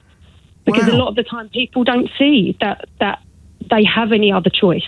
And you can't be what you can't see. Exactly. And we look at, so we use this, I don't know if you've ever heard of Maslow's hierarchy of needs. Of course, but yes. That basically, we cannot ask someone to, for example, stop using drugs, stop drinking alcohol, stop committing crime if they don't have their basic needs met, which is their housing, having a roof over their head. Yeah. If I was living under a bridge at night, damn right, you'd be getting baked every night, wouldn't you? You'd be getting baked every night. Because you can't blame people. No. We recently worked with someone who was released from custody after 7 years, and he was released street homeless. Wow. How is he? What's he supposed to do now? Well, it's a rhetorical question, as you well know. So, what is the work that you are helping these people into? Pardon? So I work in drugs and alcohol. So we run every borough in fact, every county in the country, and then every borough in London has their own contracted drug and alcohol service. And so you the best counsellors are the people that have made the journey themselves? I'd be careful saying the best. I think it's different. Sorry. Yes, of course. So you can have someone with a lot of theoretical knowledge. I myself went to university and studied addictions. Got it. So you can come from that side of things. But you need both. But my partner, who works for the same organisation as me, he spent 7 years in custody. He was an IPP prisoner. And what's that? What's IPP, Annie? Sorry. IPP, indeterminate prisoner of public protection. Easy for you to say. Recently, or not. But they've scrapped it, but there are obviously still a lot of people who are in prison. It's a big story, that. We need to look into that a bit as an issue. I keep reading about people who've been in for... Yeah, I know. Yeah, so it's ending now. My partner's licence is about to automatically come to an end because of the new act that's come in. But he was employed on day release from open conditions in prison. It's like Romeo and Juliet, isn't it? I know. You saw your eyes met across a crowded room. Yeah, it was a little bit like that. I know it was. I could tell by the way you tell the story. He's been out of custody longer than he was in custody, and has worked in the same role, basically, although he's now a manager. Yes. Ever since, and he used to come into work, do a day's work, and go back to prison at night. Gosh. And at the time, nobody knew. So, now that I'm kind of higher up in my role, I'm now trying to replicate that and get people to come and work for me in a volunteer capacity whilst they're on day release. And that becomes something on their CV. It helps them accrue skills, contacts, and most of all, of course, self-respect and a little bit of ambition. Annie, I'm late for the news, which I hope you'll take as a compliment, because that was a lovely story, even without the romance. It's 11:33. Thomas Watts is here with your headlines. James O'Brien on LBC. 11:36 is the time. A couple of important texts to read out. This one says, please don't read my name out. I'm very gratified to hear the great stories of those rebuilding their lives after being in prison. I haven't been to prison, but I recently missed out on a promotion that I deserved, and it really, really hurts. Kind regards, James Cleverly. And this one is from Dan. Hi, James. You keep mentioning Timpsons and Green King as employers of reformed criminals. However, Reform Limited, the political party, have a great amount of convicted criminals working for them. Credit where credit's due. Well, they have a former prisoner, of course. I think 1 in 5 of Reform MPs have served time for beating up a British woman. I mention the nationality because they always do when they're pretending that it's important. But that's below the national... Oh, no, it's not. That's criminal record as opposed to actually being incarcerated for a vicious assault. Back to the question of employing former prisoners or indeed people with criminal records. And the other business in hand today, of course, is the shortlist for the new feature, which has been handed to me as the shortlist for the new feature, because the new feature hasn't got a name. How can you have a feature with a name? Well, that's what the shortlist is. It's a shortlist of potential names for the new feature. And the new feature will see me take a story that is being designed to enrage you and explain why you shouldn't get enraged. So it would be, for example, a story this week about all the millionaires that are preparing to leave the country, and I'll explain to you that story has been inserted into the news media by an opaquely funded organisation, which arguably represents the interests of anonymous billionaires, never mind millionaires. So attacks upon the Labour government for attempting to redistribute wealth coming from wealth, who are reluctant to disclose that they have funded the organisation releasing the information. The same with the Chagos Islands. We read this week that America was furious, whereas in fact some of the coverage didn't even include the statement from the White House about how delighted Joe Biden was. And then subsequently a rather good story from the American editor of the Daily Telegraph explaining that Joe Biden had probably actually put some pressure on the UK government to get these negotiations that were started by James Cleverly over and done with to the benefit of America. So that's the idea. And I've got a long list, and we've shortened it down to, this is the short list: missed information, Guffbusters. That was probably the one that the most people actually suggested. We're going for the Outliers, which is spelled Liars. That was from Jacqueline. So Guffbusters, missed information, Lies in Disguise is number 4, and there was one other one as well. I think the Pinocchio Papers was quite good as well from Jim. Do you like the Pinocchio Papers? Not really, no. Oh, the Daily Polygraph from Michael. That was it. I like the Pinocchio, but I'll stick that on the list as well. So you've got 6 to choose from. A new feature where I will explain how the kind of people in the media who were responsible for telling you that austerity was all Gordon Brown's fault, Brexit would be a brilliant idea, Liz Truss was an economic genius, Boris Johnson was not a very naughty boy, but actually the Messiah, and all the rest of it as well. All of those people trying to get you angry about something, European Convention of Human Rights, what do we want? Fewer rights. When do we want them? Now. I will pick through these stories as part of a new feature. What shall we call the feature? John suggests calm down, dear. Unless, of course, that's just advice that he's giving to me at the moment. Mind the Gap, Guffbusters, The Daily Polygraph, Lies in Disguise, Missed Information or Outliers. You can cast your votes now by texting 84850 or by WhatsApping 0345 6060 973. OK? Lewis is in Liverpool to steer us back to criminal records. Lewis, what would you like to say? Hi, James. Hello. Okay. All good, mate. What's on your mind? So, this goes back over 20 years ago when I was a different person. Okay. I want to say that before I continue. Of course. And I got in trouble for drugs. Right. Now, it was just cannabis, but I'm not justifying it. Now, long story short of it is I used my criminal record in interviews when I didn't want a job. And what I would do is... Well, here's a twist. Here's an unexpected twist in the tale. Right. And as I say, but it has got a happy ending. I'll explain it to you. Go on. So I was getting benefits and I had to have an interview at a certain burger restaurant. Yes. I'm not going to name the name. Okay. Now, I went and... instead of it just being a manager, I had one of the senior managers or the higher-up managers who come from America for whatever reason on this particular day was doing normal manager's work, or ground floor, whatever it was. Go on. So, I was talking to him and I said, well, listen, I really want the job, but there's a problem. And he's like, well, gee, son, what's your problem? I feel like, I've got a criminal record. He was Welsh, was he? He was Welsh. Go on. So... I said, I can't get work here. He goes, why? He goes, well, I've got a criminal record. What for? I said, well, cannabis, essentially. Yeah. And he brought me out from the restaurant and said, everybody, stop what you're doing. And the customer stopped. Everybody looked at me. And he said, today I have met an honest gentleman. Son, the job's yours. Really? And, that's lovely. Yeah, and then years later, I worked up to senior management. I don't work there anymore, but it just... But you didn't want the job, is that right? You told him that... Well, I didn't want the job, no. However, it all worked out. The reality was I got the job. So they offered me the job, they told the dole, so I had to work there. Yes, there's a different world.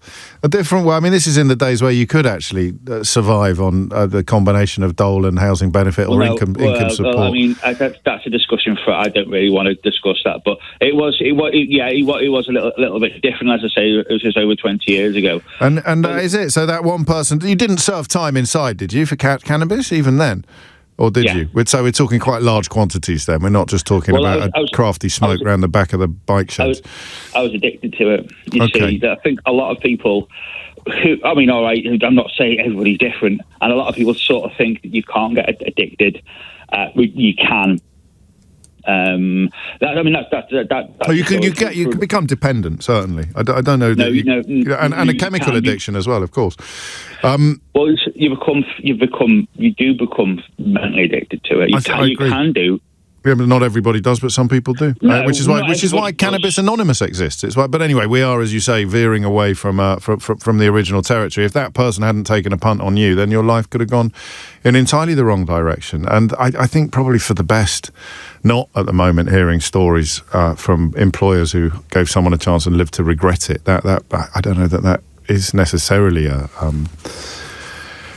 fruitful avenue to go down. Lewis, stay safe. We'll talk again. Pratap is in Islington. Pratap, what would you like to say? Oh, hi, James. Nice to speak to you again. Likewise. I have a supplementary perspective on this conversation because once a week I go to Pentonville Prison in Islington to volunteer with a rehabilitation program that aims to reduce reoffending by teaching inmates and in men's prison, by teaching the men how to cook and the skills they need to run a street food business. And it is an absolutely phenomenal charity that does this work, and I've actually seen the benefit of it with quite a lot of the inmates that have done the program on the inside, who then go to have jobs within hospitality on the outside, and they get given the same sort of community feeling and sort of family feeling within hospitality and any other job really that they have when they are in prison. So I think it's quite important for any employers or anyone employing ex-convicts to understand that once you give these inmates and these ex-cons some sort of purpose in life and a belonging, they are much less likely to reoffend. How did you get into that? So I'm a chef by my training. I remember. And I think it was just wanting to, came a point in my life, I was just wanting to work once again with sort of young people to train, to inspire, to teach them, but also at the same time wanting to do something in the charity sector. So it was a toss-up between either doing community cooking for children, but then I met somebody who said that she knew the lady who runs this program, and I should go and have a chat with her. So it kind of all fit into place. That's lovely. Thank you. A lovely little sort of punctuation mark in the whole conversation as well. I mean, that idea, I think that it's always that psychological inability to recognise the path not taken for people. I mean, how bad would your life have to be before you got tempted by criminality? That sounds like a rubbish poem, doesn't it? But I don't know why I've always found it easy to imagine having that sort of lots of things that would not push me towards criminality, but it's not beyond the realms of possibility that the cards you're dealt in life might have been so awful that you became more exposed, more vulnerable to temptation than you would have been given the life that you have led. So that idea that you don't help people because they're sort of irredeemable is really dangerous. My friend Natasha's been in touch to remind us that hospitality is a wonderful career. It really is. And probably in more than any other field, you get the proper joy of customer satisfaction as well. 11:46 is the time. James O'Brien on LBC. 11:49 is the time. You are listening to James O'Brien on LBC. You may have heard me on probably 3, 4, maybe 5 occasions over the course of the last 20 years tell guests in the studio that they must come back whenever they want to enlist whatever help we can offer with their cause. And actually one of the people that has just joined me in the studio was present at a very special event recently when we were celebrating the release of Vladimir Karamurza from a Russian jail. And one of the lawyers involved in Vladimir's cases is also involved in the case of Jimmy Lai, who you will know is a pro-democracy campaigner and media entrepreneur who's been held in a high-security prison in Hong Kong since 2020 and whose son, Sebastian, remains a tireless campaigner for his relief. Sebastian joins me now alongside Keelan Gallagher, KC, who is the lawyer to whom I refer. And, it's a weird one, Seb, because I'm pleased to see you, but I wish you weren't here, if you follow my meaning. Yeah, in that sense, likewise. Thanks again for having me and for covering my father's story. So the news is that Amnesty, so there's good news and bad news today. There's the international recognition that may help and some problems domestically that we'll move on to shortly. But your dad has been recognised as an international prisoner of conscience by Amnesty International. Yeah, which is, we're very glad that that's happened. As I mentioned before, a lot of different states have called out for his release already, including, US, Canadian parliaments, European parliaments, and the UK government as well. But it's the case is very urgent because, unfortunately, one of the bad news is that his health has gotten quite a bit worse. I'm sorry. Since last time we spoke, and he's turning 77 soon, and you imagine 77-year-old in solitary confinement for almost 4 years now in a cell by himself. In Hong Kong, where the weathers could go up to 40 degrees, and he's baking in there sometimes. And what do you rely on for your information? How open is that line of communication about his health, about his general welfare? So actually, he was too sick to go to court. Right. On one of the occasions, Obviously, the news about the solitary confinement came out in Associated Press post when they managed to capture pictures of him exercising for the 15 minutes a day when he gets to exercise. For people who listen to this programme and know that we are sometimes a little bit susceptible to holding grudges against politicians, this field of prisoners of conscience, of good people being locked up by bad regimes, is one of those areas where you have to leave any political allegiances at the door. For example, I know that Ian Duncan Smith has been a really big supporter of your dad's case, of your dad's cause, and it's very important to give credit where credit is due. And as we saw with Vladimir Keelan, Bill Browder, who was one of the key architects of that campaign, will break bread with absolutely anybody that he thinks can help in these cases. Am I wrong to be surprised that David Lammy has not yet met with Sebastian or with you about this, when previous holders of that office had done?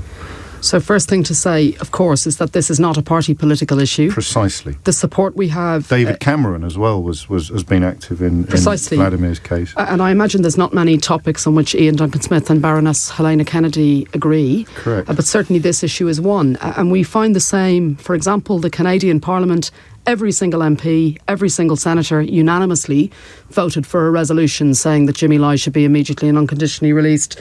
In the US, our supporters include people like Nancy Pelosi and Ted Cruz. Again, the overlapping bit of the Venn diagram is quite limited there, but on this issue they all agree. So we very much don't want this to be a party political issue.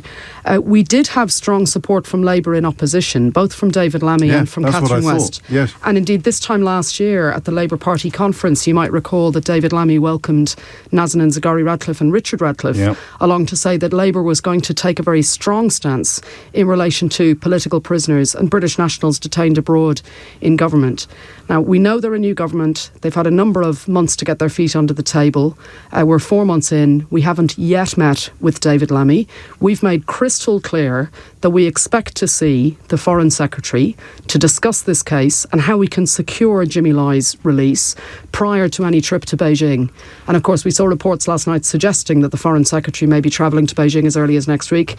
If that's the case, he's got 48 hours to meet with us. I know he listens to LBC. He used to work here. So, David, come on, mate, get your finger out. This is increasingly urgent for the health reasons that Sebastian alluded to, and veering into the realms of hypocrisy for the reasons that Caelan has just described with regard to the words that were being offered up in opposition, not necessarily being turned into actions in power. How much of it do you think is excusable on the grounds of being new to the job? Well, we're not going to criticise them until we see what happens. Right, but we're you can't really go to Beijing until you've actually had an opportunity to put your case forward. And what would you say to David Lammy? Because he will be aware of the fact. He will be across much of the detail. What do you do when you get time in a room like that, Sebastian? How do you plead your case, your dad's case? It's about saving my father. My father will die in prison if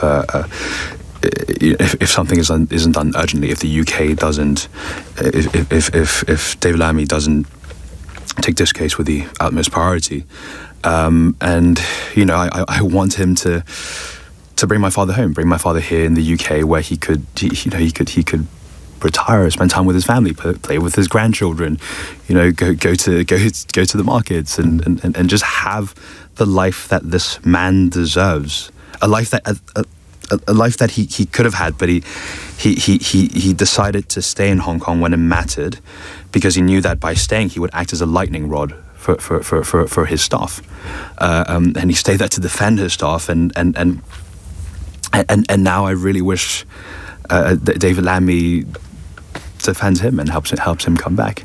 You need, and I know this partly through my dealings with people like you two, you have to be very careful about what you say in all sorts of scenarios. There'll be issues with family who are still in Hong Kong. There'll be issues with politicians here who you don't want to alienate or upset. So you don't have to answer this question. But were you optimistic when David Lammy got the job of Foreign Secretary? Did you think that things might start moving even faster than they were, or start moving at all in a way that they weren't previously?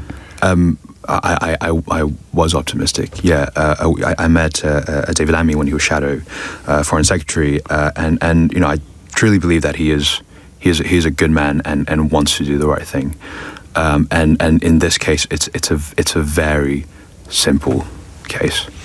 And it goes back, of course, the Amnesty International decision today goes back to 1961. It's probably worth reminding us of what they define a prisoner of conscience as: any person imprisoned or otherwise physically restricted, like house arrest, solely because of his or her political, religious or other conscientiously held beliefs, their ethnic origin, sex, colour, language, national or social origin, economic status, birth, sexual orientation or other status, and who has not used violence or advocated violence or hatred. Amnesty is dedicated to the immediate and unconditional release of all prisoners of conscience. Have you had any explanation from the Foreign Office for the silence? In short, no, not a convincing explanation. I mean, the bottom line is here that we, of course, recognise that the Labour government, just like the Conservative government before them under Lord Cameron, have a position that Jimmy Lai should be immediately and unconditionally released. So their high-level position is the right one. The key question now is, how do you convert that principle into practice in an effective way? What's the strategy to actually get this man released? As you've heard from Sebastian, time is not on our side. He's 77. He's been in prolonged solitary confinement for nearly 4 years. The international evidence base is clear. That poses a serious risk to the life of any elderly prisoner. Because he's diabetic, that's all the more amplified.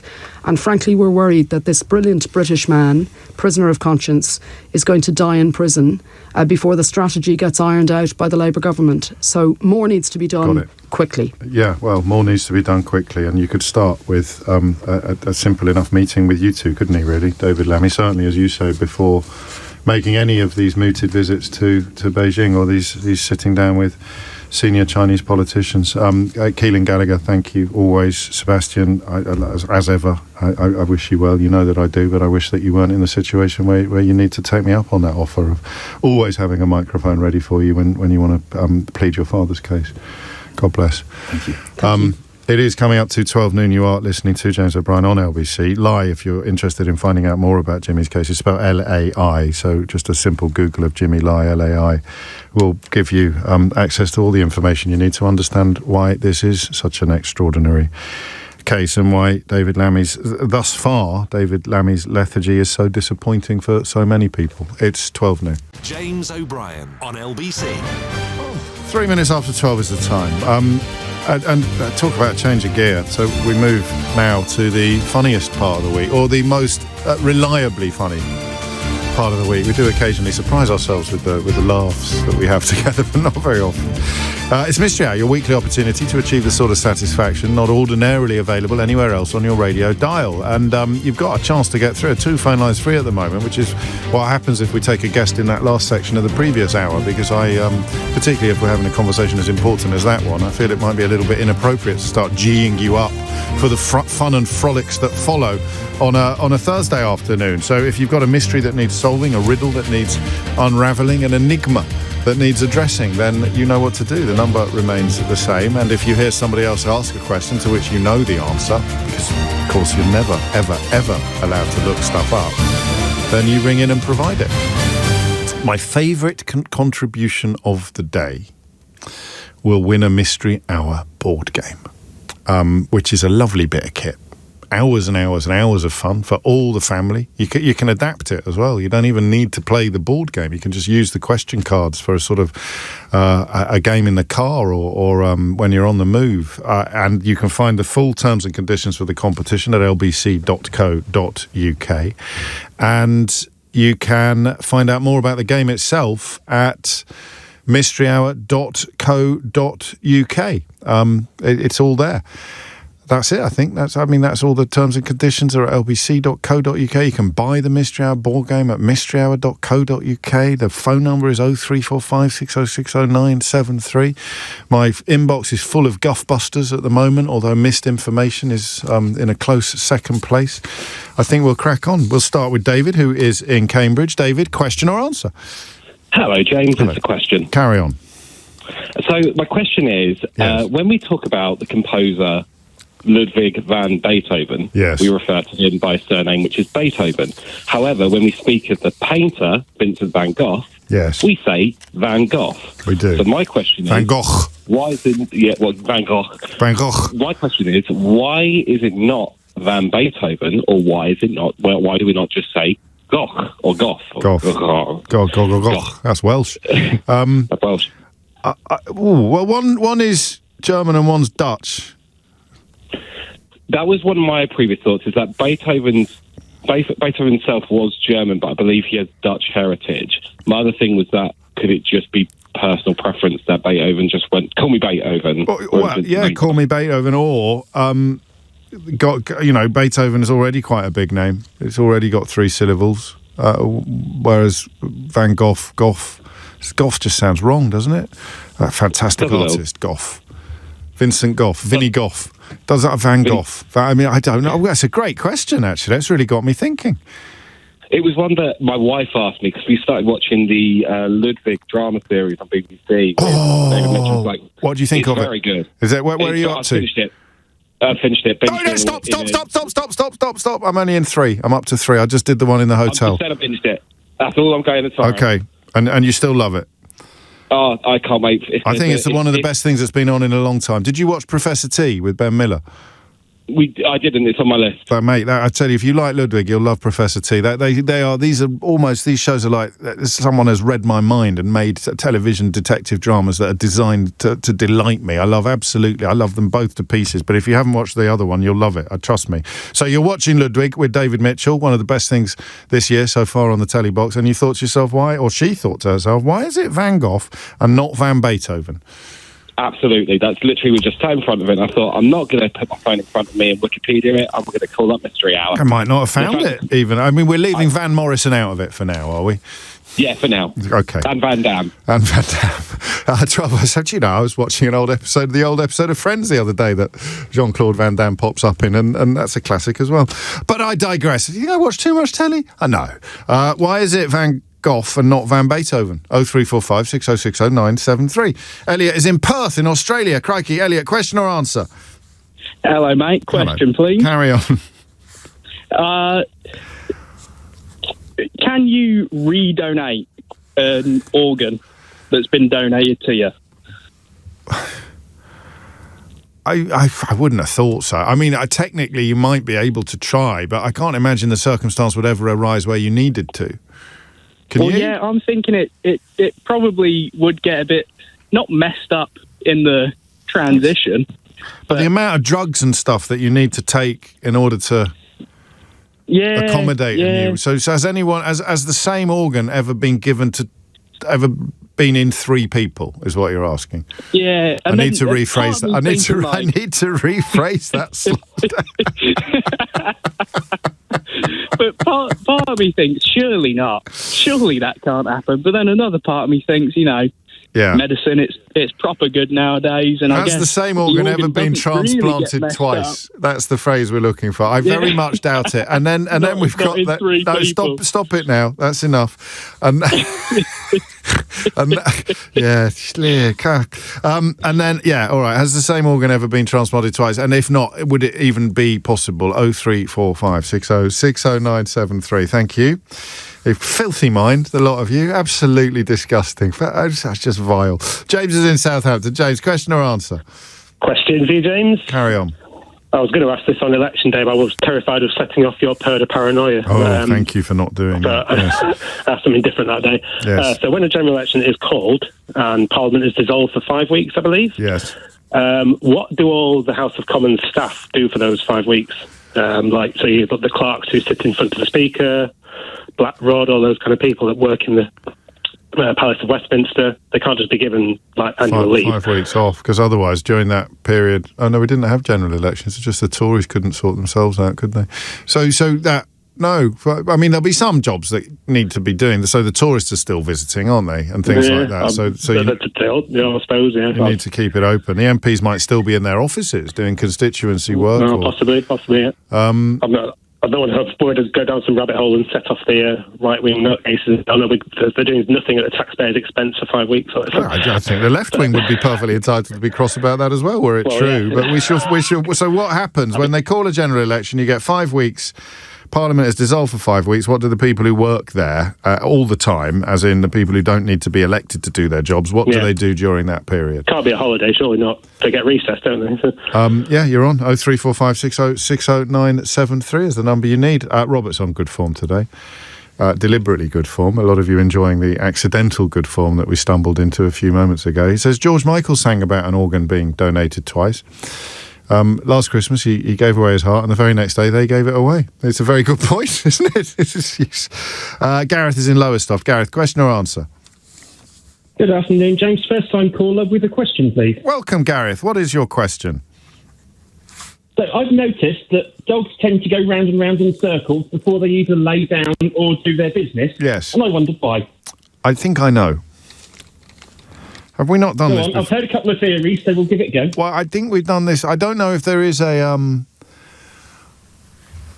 definitive answer to this. I've got a feeling we've done it before. Are they not just making sure there's no prey around, no predators around, before they do something that demands a level of relaxation, like having a snooze or having a poo?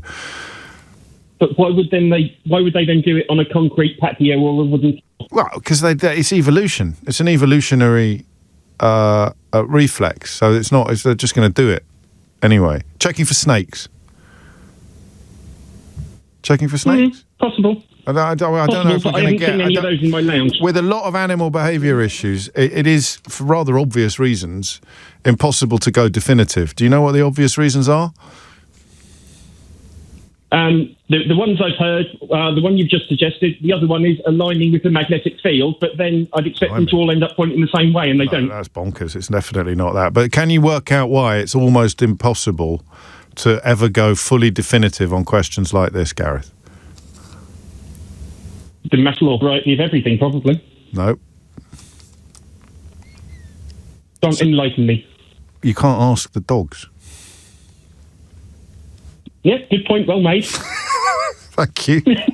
That is, I'm not even joking, that is why it's the animal questions are a bit different from the human questions, because you can't go back to the source, as it were. Mags is in Bow. Mags, question or answer? Question, please. Carry on. Okay, why have I got a bad sense of direction? Not just me, I know other people have, but I get lost a lot. I follow the blue dot. Yeah, I do. And I'm quite bright in some ways. Yes. But I am. I believe you. Well, I feel like I've got to convince you now. But no, you don't. I am. Well, you do need to convince me you've got a bad sense of direction. So, and it needs to be relative, doesn't it? It needs to be compared to someone else. So what are we talking about? Okay, I've got lost a lot, but once I ended up nearly in Scotland because I missed the turning for the M6. I know you don't like road. But that's not bad. That's not a bad sense of direction, is it? That's just not being very good at reading signs. Well, no, I just missed the sign. I kind of got I don't know if I distracted, but if I find the blue dot on the Google, I can usually follow it. But if you said am I north-south, you know when the man says you have to go north or south-east or whatever on a Google thing? Yeah. I don't know what that means. I'd like him to say, can you just pull out behind the car and front it? I'd like. What about when you're on foot? What about when you're on foot? Is it? I get lost then too. But I mean, I get there in the end, but I leave an hour earlier than most people. Really? It's that bad? Yeah, I do. Well, not that. Well, I suppose is it that bad? I think a lot of people do. Well, I meant it's that bad as in it's an hour bad, as opposed to 10 minutes bad or 20 minutes bad. And it's so common and so reliable. Quite a lot of people are wondering whether ADHD might have something to do with this. Has anyone ever suggested that to you before? Oh, I don't want another diagnosis. No, I've got enough going on. No, I don't want to. No, I don't. I mean, it's not a question of what you want, Mags. It's a question of what the answer is to the question. Oh, I'd have to get an NHS doctor to look at me then, and that could take months. No, well, it's not. I don't know if it's necessarily going to improve your sense of direction, but we're trying to work out why you may have a below average sense of direction. I don't like being below average, but I suppose I have. Well, you've rung me now, and you phone me up to tell me you've got a bad sense of direction. Well, I feel worse now than I started. Well, I don't want to be below average. But what do you think you are if you've got a bad sense of direction? I don't. Well, I probably am. Yes. Okay. Obviously, you've diagnosed me now. I mean, if I could get a doctor's appointment as quick as this, I'd be laughing. I'd tell you to get lost. Mags, but you'd have done that anyway, wouldn't you? I'd have done that, yeah. It's 12:15. Why does Mags have a bad sense of direction? Is there any way we can be confident of anything? And we can't veer into the realms of amateur diagnoses, can we? Why do dogs circle before they sleep? What do House of Commons staff during the 5 weeks of dissolution after a general election has been called? Has an organ? Is it possible to transplant a human organ more than once? And why is it Vincent Van Gogh, but not Van Beethoven? When you know them only by their second name, by their surname, one is Van and one is not Van. It's 12:16. James O'Brien on LBC. 12:18 is the time. It's quite nice on the subject of a bad sense of direction. Roz's son once rang up to say he was lost. She said, "Where are you?" He said, "In a phone box." I said, "What can you see?" I managed to track him down and I can't tell left from right. I have to think it through every time. I assume that it is something similar for Mags. Quite a few people getting in touch to say that it's von Beethoven, not Van Beethoven. It's not. I mean, it might well be that you can have either in German. I don't know. The von was always a sign of... was it not an aristocratic thing? I don't know. Prussians were more likely to be Vons. I don't know. But it's definitely Ludwig van Beethoven, familiarly, popularly. Doesn't mean it's one or the other. And, of course, really, you don't need to distinguish Vincent van Gogh from a Hollywood St. Bernard dog, whereas Ludwig van Beethoven should be known as Van Beethoven in order to distinguish himself from the film about the dog of the same name. In fact, several films. One of those films that had more sequels than you could possibly credit until you look it up. But anyway, it's still on the board. Dave's in Andover. Dave, question or answer? It's a question, James. Carry on. How are you, anyway? That's a very easy one. I'm very well. You're good. Hang on. My question is... There we go. Thank you very much. Next caller, please. Oh, I'm sorry, that wasn't your actual question. No. Go on, then. It's acute aggression. Where does that come from and why do we do it? What? Acute aggression, like biting babies' feet and things like that. What is it? I've never heard of it before. You know, like when you bite babies' feet? Not really, no. You've got that kind of want. And oh, I see. Yeah, like, yeah, you're so gorgeous, I love you so much, that kind of thing. Yes, it's called acute aggression. Is it? Are you sure? That's the thing, is it? You haven't just made that up? No, it's called acute aggression. Oh, well, stop saying acute aggression. I know what you think it's called, but I'm just establishing. When did you first hear this phrase in the wild, as it were? I don't know, actually. I think it was a wife. I think you've made it up. I think she's made it up. I don't think so. I've heard it a few times. Are you sure? Yeah. Yep. Fun. Okay. So, yeah, what's the purpose of it? I mean, it's play fighting. So if you're learning motor skills, aren't you? Like, I don't know. I'm thinking out loud, Dave, and I'm highly unlikely to get another round of applause. That would be a first. 2 rounds of applause on the same call. Have we ever done that before? It'd be extraordinary. The first question was very, very easy for me to answer, although impossible for anybody else to answer as well, which makes it even... I should have got a Ray Liotta, really, shouldn't I? Who else could answer the question, how am I today? Except me. No, you couldn't, because I might be faking it, Keith. This cheery exterior may mask a world of suffering. May mask a world... I may be dying inside, mate, just because I present to you as colleague of the year. Yeah, you could give your opinion about how I am, but only I know how I... Anyway, poor old Dave sitting there waiting for an answer about cute aggression. Play fight. You see fox cubs or puppy fighting with each other, and indeed with a parent. There was some beautiful footage on one of my algorithms the other day of a bear playing with their cub, and that they're kind of teaching them how to fight in the wild, aren't they? How to respond in the wild. I bet it's the same thing. Could be. I can't think of anything else it could be, can you? No, that's it. With babies, it doesn't make sense. It does, because you're sort of teaching them to push you off and you know, and to play, to respond. And also, it's the early stages of tickling and you know, play fighting and all that kind of thing. I'll put it, so cute aggression is a phrase I have never come across before, but the question of what is it all about is a good one. If it's real, what are we going to do if it's not a real thing and your wife made it up? I don't know. I've never been there before. We'd be in uncharted mystery, our territory. Dave, stay tuned. We'll find out for you. Andrea is in Huntley. Andrea, question or answer? Andrea... well, Aidan's in Barnes. Aidan, question or answer? Question, please. Carry on. I've recently sort of flown back from Nashville and had to fly business or pleasure? several times. Yeah, okay. But business or pleasure? What staggers me, and I promised I would ask the question to a colleague. Hello? Hello? Hello, can you hear me? Business or pleasure? Oh, pleasure. Oh, okay. Yes. Carry on. I thought you might be a country and western musician. I promised I would ask this question of a colleague. When we loaded onto the plane, and the plane was leaving late and they were in a desperate rush, they load in the most inefficient way possible by loading the priority passengers first and the people way down the other end at Group 9 last. So everybody gets in everybody's way, trying to get on and knock people on the head with their bags as they go past and putting bags up into the overhead lockers. And then when you get off the plane, they unload the other way. They unload from the front to the back, and it's very efficient. So I always wondered why they do it that way round when it seems to me the most sort of inefficient way possible. And I promised I would try and get an answer. I got you. Kind of lost me halfway through. Okay, so when you get on a plane, when you get your boarding pass, they tell you you're in a boarding group. Yes. So when you're getting onto the plane, they go, right, we're going to board Group 1, and then they gradually work their way down to Group 9. Right. So Group 1 goes on first, then Group 2, 3, 4, then 4, 5, 6, and 6, 7, 8.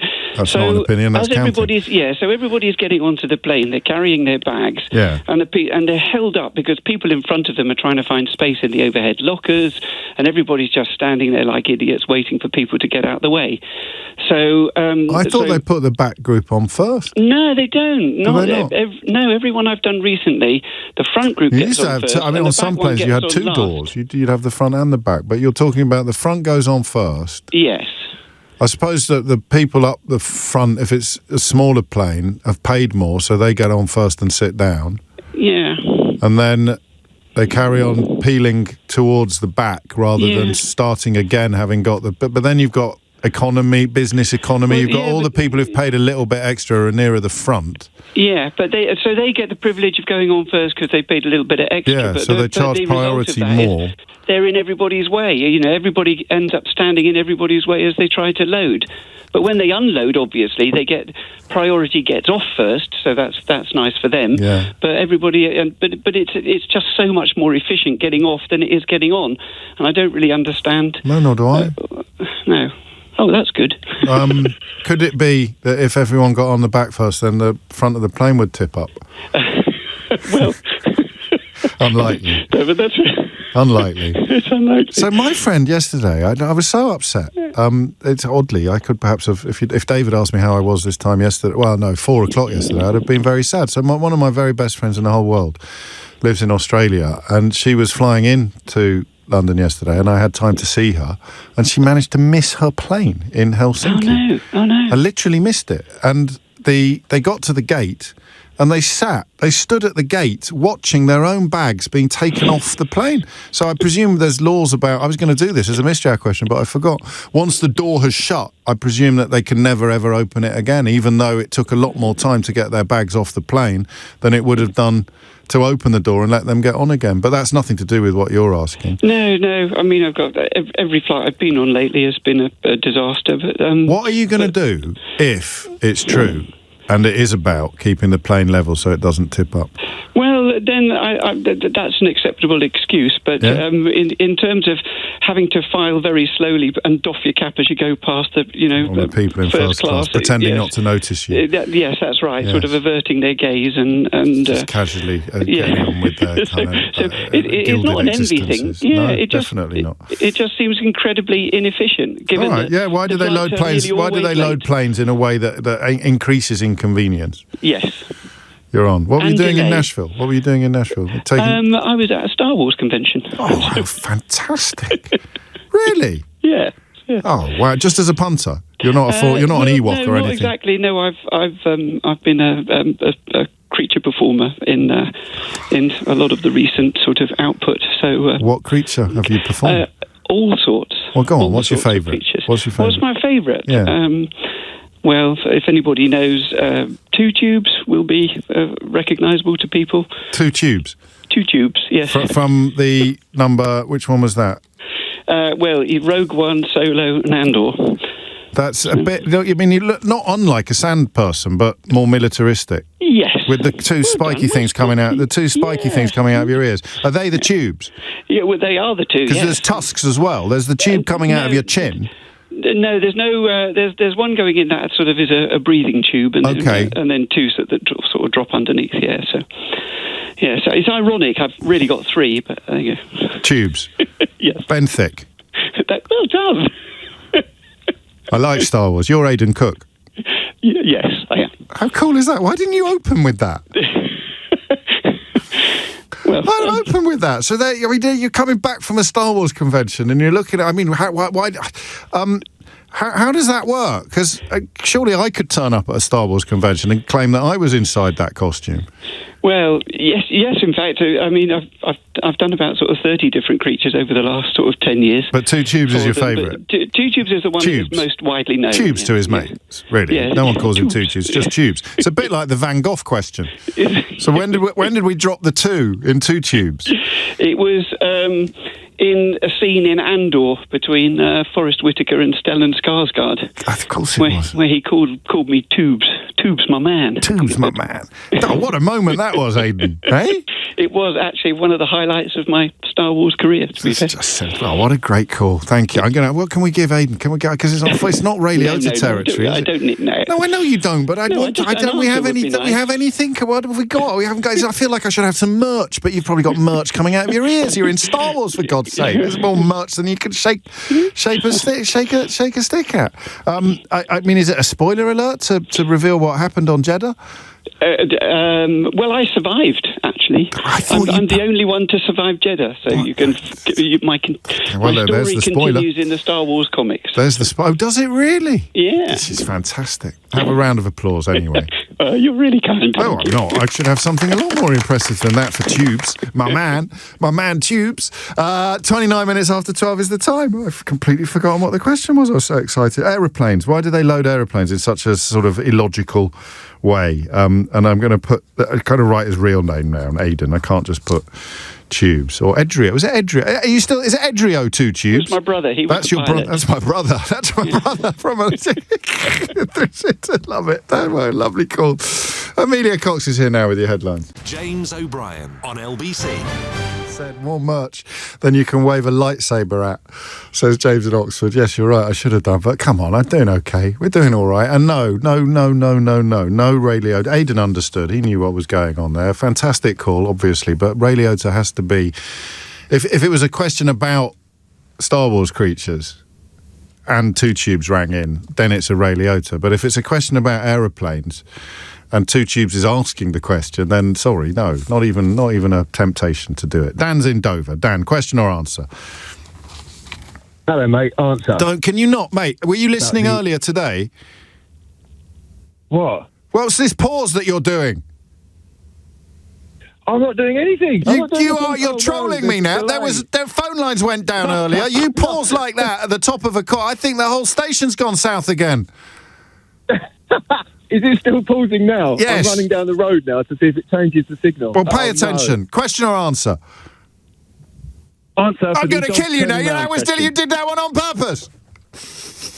What? I don't understand what's happening. Go on then.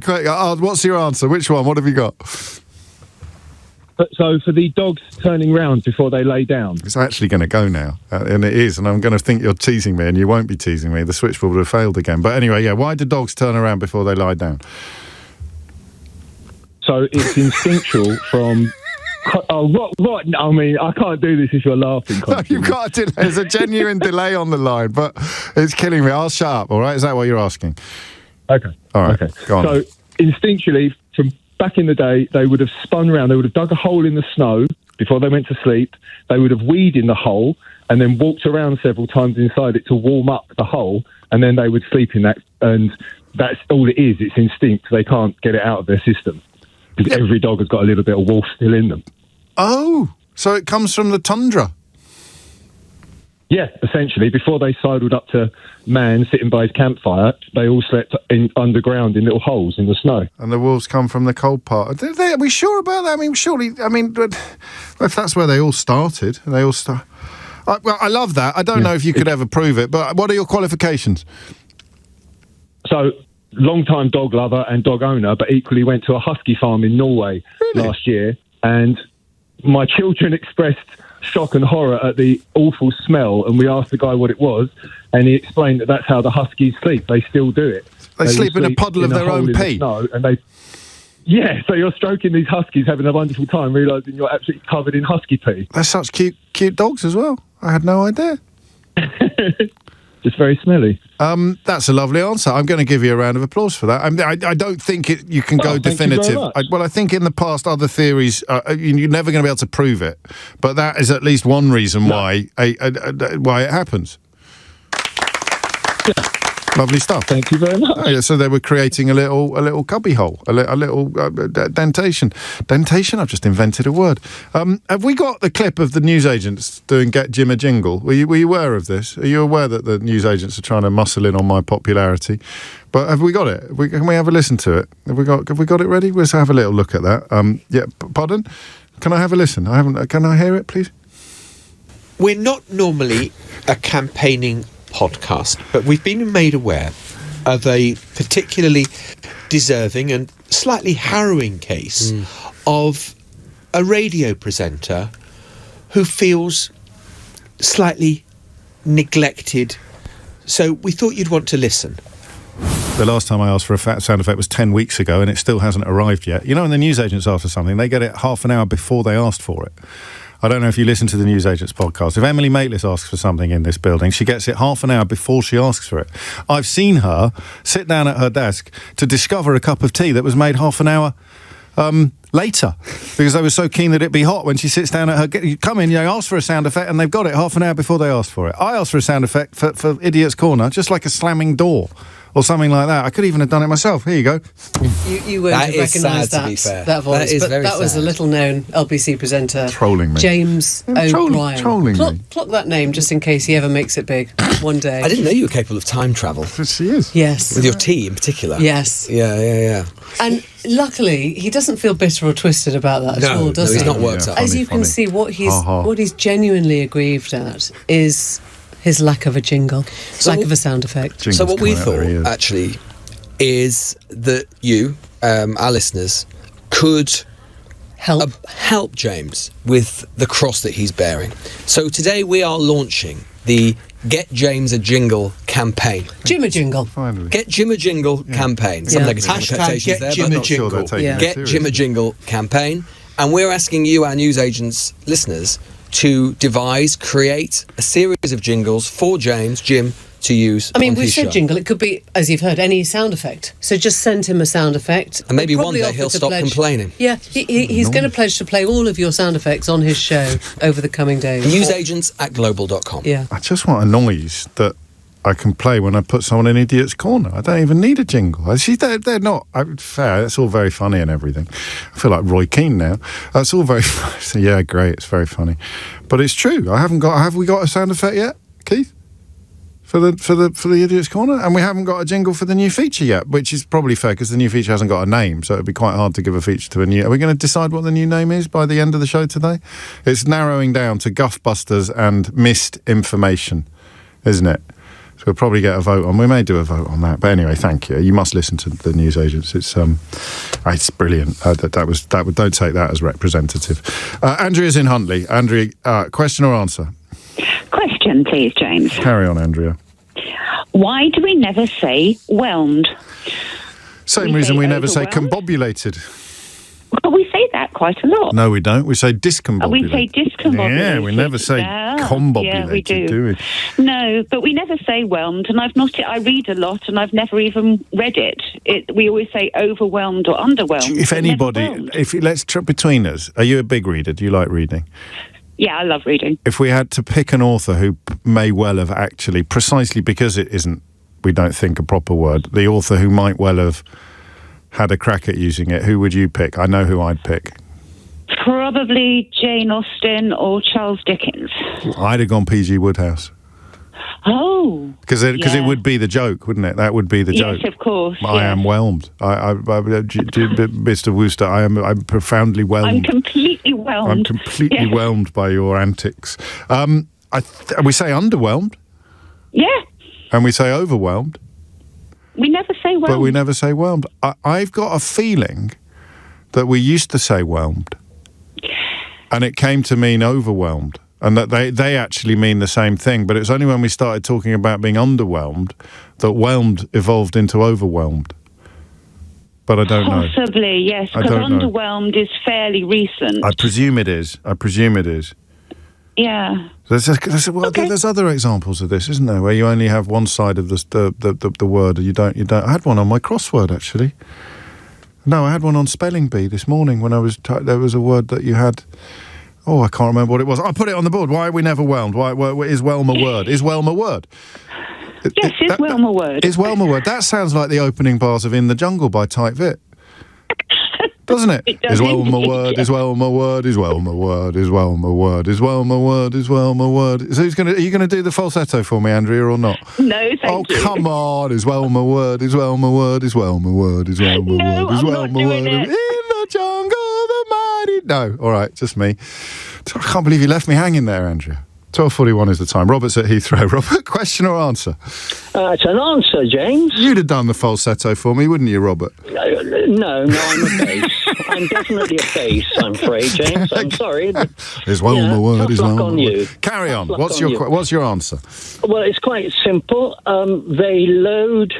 They are required under their service level agreements to board the disabled passengers because they take longer to get on. Yes. And then, of course, money comes into it. Yes. So if, James, you've paid me 50 quid and slipped it into my hand, you get next, right? Yes. And then everybody goes on in seat order, so they load then from the back. Yeah, why from the back and not from the front? Because they've got further to go, and should be nobody. If you load from the front, there's going to be loads of people trying to put their bags in the overhead locker. Right? But the question was based on the idea that they do let people on before, so that you have to get past them to get to your seat. Yeah. No, because if you load from the back, right, those passengers then go back and sit down, right? Then the next lot come in, and when the aisles are clear... No, but the question was contingent upon the idea that they put people before in the seat, like 3, 4 and 5 go on before 6, 7 and 8.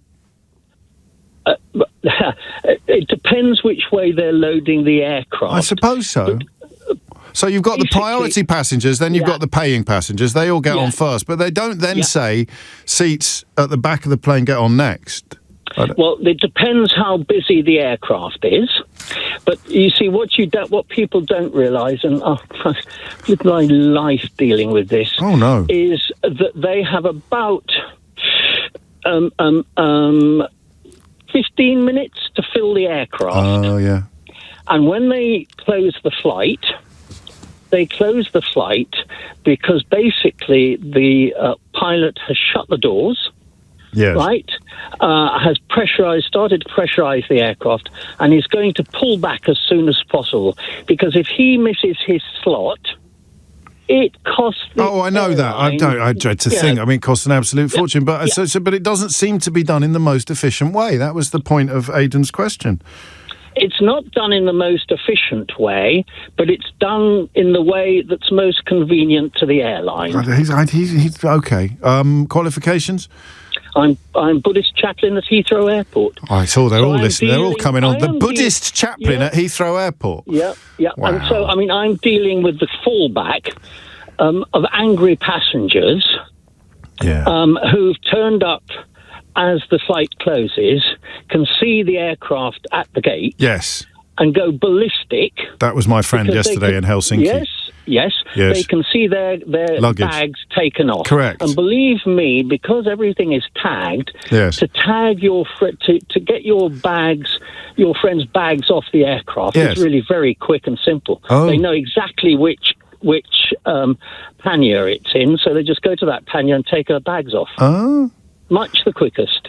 Takes them about 5-10 minutes. Why do you, as the Buddhist chaplain, end up having to deal with all these people? Is the idea that you would be best at calming them down? No. Well, I've never missed a flight. My friend yesterday, Soph, who missed a flight in Helsinki, I bet she didn't. I'll ring her after and check. But I bet she didn't say to herself, do you know what I need now? I need a good chat with the Buddhist chaplain at Helsinki Airport. So how do you end up in the frame for this kind of passenger management? I end up in the frame because, to be quite frank, the staff take so much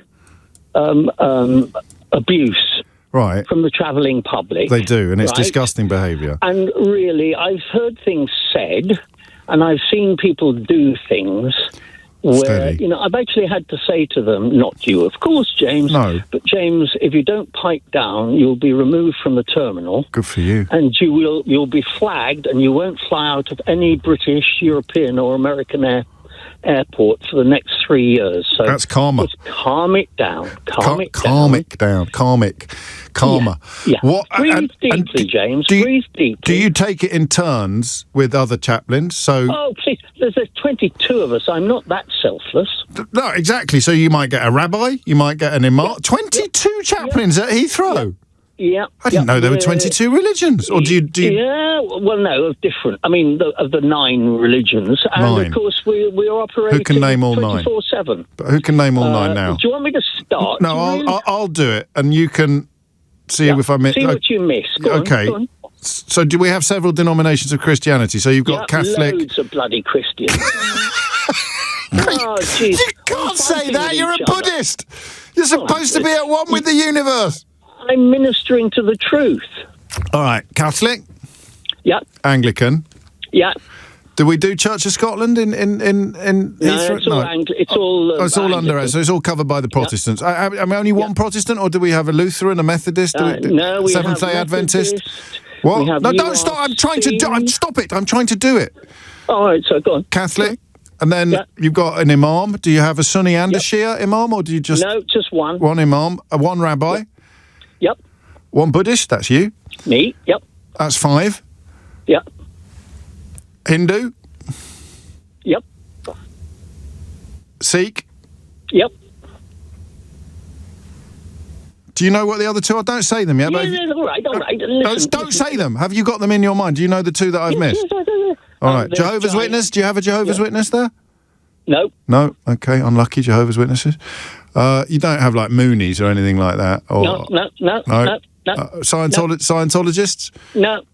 They have to be mainstream. All right, don't say that. They'll sue. That's incredibly litigious. They will. Yeah, okay. Okay, so they are mainstream. Thank you very much. Yep. They just don't, as yet, have representation in the chaplains department at Heathrow. So there's 7, 2 more. You don't have, like, Wiccans or pagans. They're not mainstream. No, you're missing 2 Indic religions, and I'm really appalled. Indic? Yeah. Indian religions. 2 Indian religions. So we've had Hinduism, we've had Sikhism. Buddhism you've had. We've had Buddhism, and there's 2 more Indian religions. Oh, this is Jainism. Yeah, that's one. What's the other one? Jainism. Do you want a clue? Yeah. What about Bohemian Rhapsody? It was Freddie Bulsara. What religion was he? I knew what was he? Oh, was he Zoroastrian? Correct. Isn't that you've got a Zoroastrian chaplain at Heathrow Airport? No, we haven't. Oh, make your mind up. No, all right, but I'm just testing you, James. I'm just trying to keep you on your toes. So how many of those 9 religions have their own chaplain at Heathrow Airport? We're missing the Zoroastrian. By the way, they like to be called Macedonians. By the way. Okay, sorry. We don't have Jain. Jain. So 7. But we have practically everything else. So that's not bad. So there's 2 or 3 for each department, and you're on a sort of rota system. Yeah. I mean, the only problem is that you can't choose. I mean, whoever's on duty gets called. Well, if only the world was like that. It is, indeed, it is. But, it wouldn't be an easier place. Imagine how all the trouble spots in the world where religion is at the root of some of the difficulties would be if everyone you just take it in turns. You might get a rabbi today, you get an imam tomorrow, and you get a Buddhist on Tuesdays. Oh, I hope not. No. I don't want to end up in Gaza, thank you. Well, I don't know that anybody does at the moment. Robert, stay safe, mate, and have a round of applause. That's an extraordinary answer. Thank you so much, James. Lovely to speak to you. Well, likewise, and go carefully. There's a lot of unexpected territory covered there. It's 10 to 1. James O'Brien on LBC. 12:53 is the time. Questions that still need answers. Van Beethoven and Van Gogh. Why does only one have a van?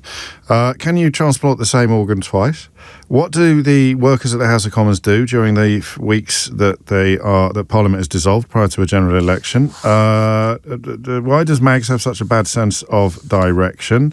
What is acute aggression? A few people suggesting that we've done that before, even though I thought I'd never heard of it, let alone done it. We've done the aeroplanes question. And why is Wellmed a word? Is Wellmed a word? Is Wellmed a word? And okay, here's a prize. I mentioned something earlier which contains that song. And so far, Anthony is the only person to have noticed. That's an extraordinary juxtaposition of cultural references. Can anyone else notice? Anyway, Alia is in Dublin. Alia, question or answer? Answer, James. Carry on. So this relates to your Beethoven and Van Gogh question. Da-da-da-da. So you've inspired me to do a bit of digging, and I have in my hand a copy of the selected letters of Beethoven. Okay. So I thought it was just worth having a look to see how he himself signed off. Okay.